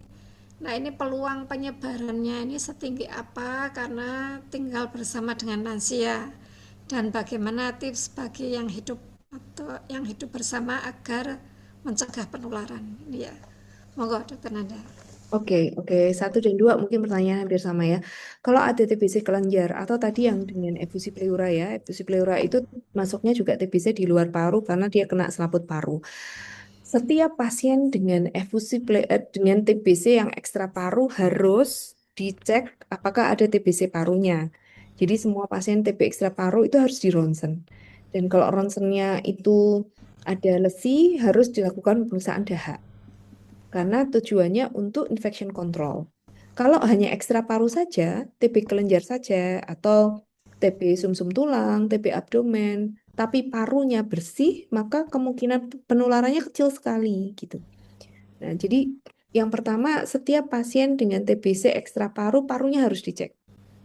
Kalau parunya ternyata ada lesi atau kemudian diperiksa dahak ternyata dahaknya positif, maka sama ya, kemungkinan penularannya sama sehingga rekomendasinya tetap sama satu rumah harus dicek. Nah, kalau TB kelenjar saja, apakah serumah wajib diperiksa? Kalau dalam program nasional memang belum diakomodasi kalau untuk TB ekstra paru, tetapi saat ini yang kan sekarang ada apa pelacakan kontak ya. Pelacakan kontak itu terutama untuk TBC paru yang bakteriologis positif. Yang bakteriologi negatif itu juga dianjurkan untuk diperiksa kalau ada resource. Nah, kalau untuk TB kelenjar, kalau saya sih sebaiknya tetap diperiksa. Karena bisa jadi kan TB itu penularannya tuh lebih banyak close kontak gitu. Bisa jadi ketemu misalnya ada orang satu rumah berlima gitu si A TB kelenjar. Nah bisa jadi dia sebenarnya ketularan dari si B. Ada lesi paru tapi nggak ketahuan gitu. Jadi menurut saya sih setiap ada yang TB baik itu paru ekstra paru satu rumah harus diperiksa semua. Ya untuk melihat bisa jadi yang ketemu oh ternyata asal apa ternyata kumannya itu bukan bukan dari si TB kelenjar ini karena kalau TB kelenjar saja kan parunya bersih nggak akan menularkan gitu. Bisa jadi ketemu yang lain yang juga sebenarnya TB tapi belum bergejala atau tapi sudah berpotensi menularkan gitu ya. Ini mohon maaf ada satu lagi Dokter Nanda. Oke. Oke. Ini penting ini juga ini bertanya dari Mas Rizky ini ya. Tanya beliau penyintas TB telah menyelesaikan pengobatan 6 bulan dan dinyatakan sehat. Namun selang 2 pekan MCU untuk kebutuhan visa dan hasil ronsennya abnormal dan diharuskan kultur. Hasil kultur ini negatif TB tapi ini ada other than TB ini ya, Mycobacterium other than TB, dan harus melakukan pengobatan lagi dengan waktu yang lebih panjang atau lebih lama. Nah ini mohon penjelasan ini, apakah Ya, other ya. than TB ini juga sama infeksiusnya dengan TB, dan apakah kondisi paru penyintas akan bisa kembali seperti semula. Ya, terima kasih pertanyaannya, Pak Riki ya. Jadi kita selain TB itu juga ada Mycobacterium yang selain MTB. Sifatnya sama, bakterinya itu Mycobacterium intraselular juga, tetapi dia eh, spesiesnya bukan tuberkulosis. Ada beberapa spesies ya, ada Mycobacterium avium kompleks, ada Mycobacterium fortuitum ya, ada Mycobacterium bovis. Sebenarnya kuman-kuman ini itu biasanya ada di lingkungan dan tidak gampang membuat infeksi sebenarnya ya. Jadi kalau ditanyakan apakah infeksiusnya sama, itu jawabannya tidak. Tidak seinfeksius Mycobacterium tuberculosis. Tetapi dia bisa menginfeksi dan bisa menjadi patogen memang pada orang-orang yang berisiko. Salah satunya memang orang-orang yang apa kalau ada punya lesi paru gitu, ada kavitas gitu masih bisa apa terkena kuman non tuberkulosis ini ya, terutama mereka yang sangat imunokompromis. Jadi kalau ditanyakan infeksiusnya apakah sama, jawabannya tidak, lebih lebih infeksius TBC. Dan untuk Mycobacterium non tuberkulosis itu pengobatannya juga sangat challenging karena betul waktunya bisa lebih lama, bisa 9 bulan ya sampai 1 tahun, dengan terapinya juga lebih banyak ya kan Pak ya. Ada beberapa kombinasi obat yang untuk NTM ini. Sayangnya di dalam program nasional NTM ini belum terakomodir. Ini yang terus-menerus harus kita apa ya upayakan untuk ini bisa terakomodir dalam program nasional. Jadi biar bisa surveillance-nya bisa lebih baik untuk Mycobacterium yang other than tuberculosis. Ya, baik. Terima kasih sekali Dokter Nanda yang sudah menjawab dengan tuntas ya semua pertanyaan, dan semoga para penanya ini bisa mendapat pencerahan dari apa yang menjadi pertanyaannya tadi ya. Dan ini karena keterbatasan waktu, ini sudah menunjukkan 11.25 ya, sehingga dengan terpaksa ini kita akhiri, mungkin kita bisa bertemu lagi di lain kesempatan.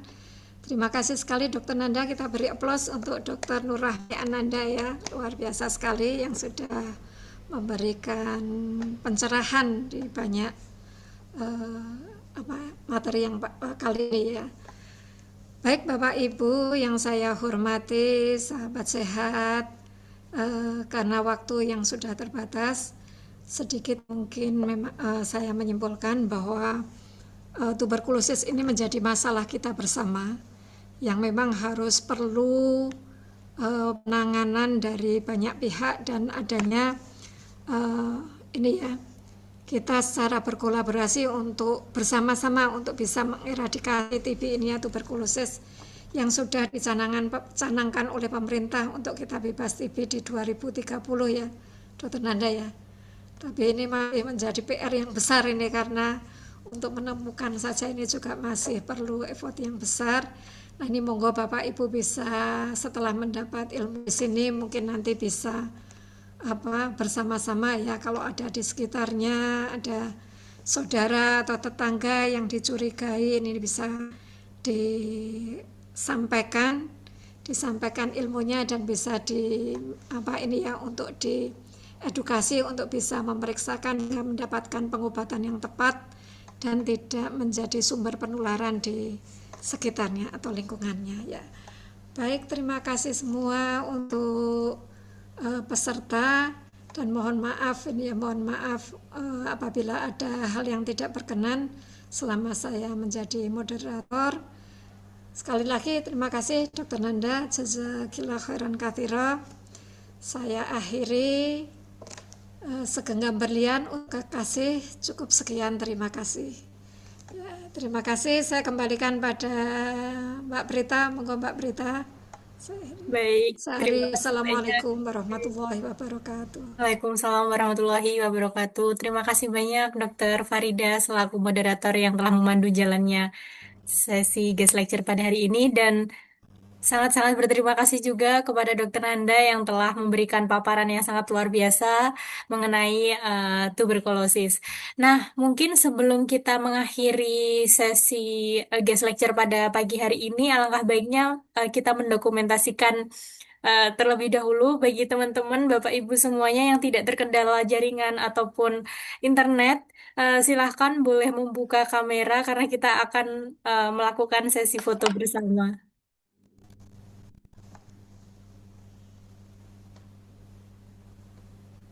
Baik, di sini saya hitung untuk Mas Widi minta tolong untuk screenshot nggih Mas.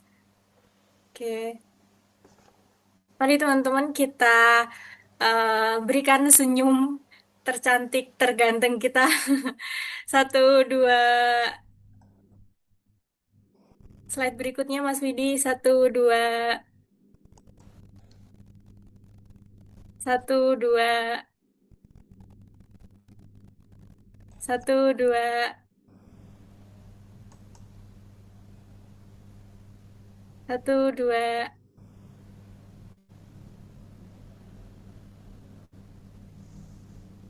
Baik, sekali lagi teman-teman, satu, dua.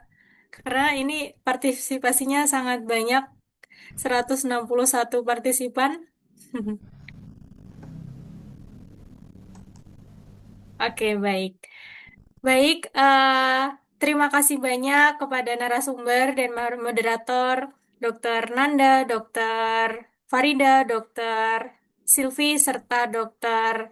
Farah atas kehadiran dan meluangkan waktu pada pagi hari ini. Di sini saya memohon maaf apabila saya ada salah dan kurangnya. Di sini saya Gigih Dwi Ayu Pritasari beserta seluruh panitia dari Magister Ilmu Kedokteran Tropis pamit undur diri. Baik, wassalamualaikum warahmatullahi wabarakatuh. Selamat siang semuanya dan sampai jumpa di lain waktu. Kemudian untuk teman-teman yang belum presensi, segera melakukan presensi karena di situ nanti kami akan mengirimkan sertifikat beserta materi pada pagi hari ini di email yang sudah kalian isi melalui presensi. Baik, terima kasih banyak semuanya. Terima kasih banyak Dokter Nanda, Dokter Farida, Dokter Farah, sekaligus Dokter Silvi. Ya, terima kasih. Terima kasih, Kami Matur nuwun, Dok Nanda, Nuwun, Kak Dokter. Kiki, Matur nuwun, Kak Silvi, Nuwun sedaya. dan Terima semuanya kasih Matur nuwun sangat. Dokter Nanda, Dokter Farah, Dokter Terima kasih Silvi, Kak Siska, Mbak Siska, Matur nuwun. Ye, Mbak Kiki. Terima kasih.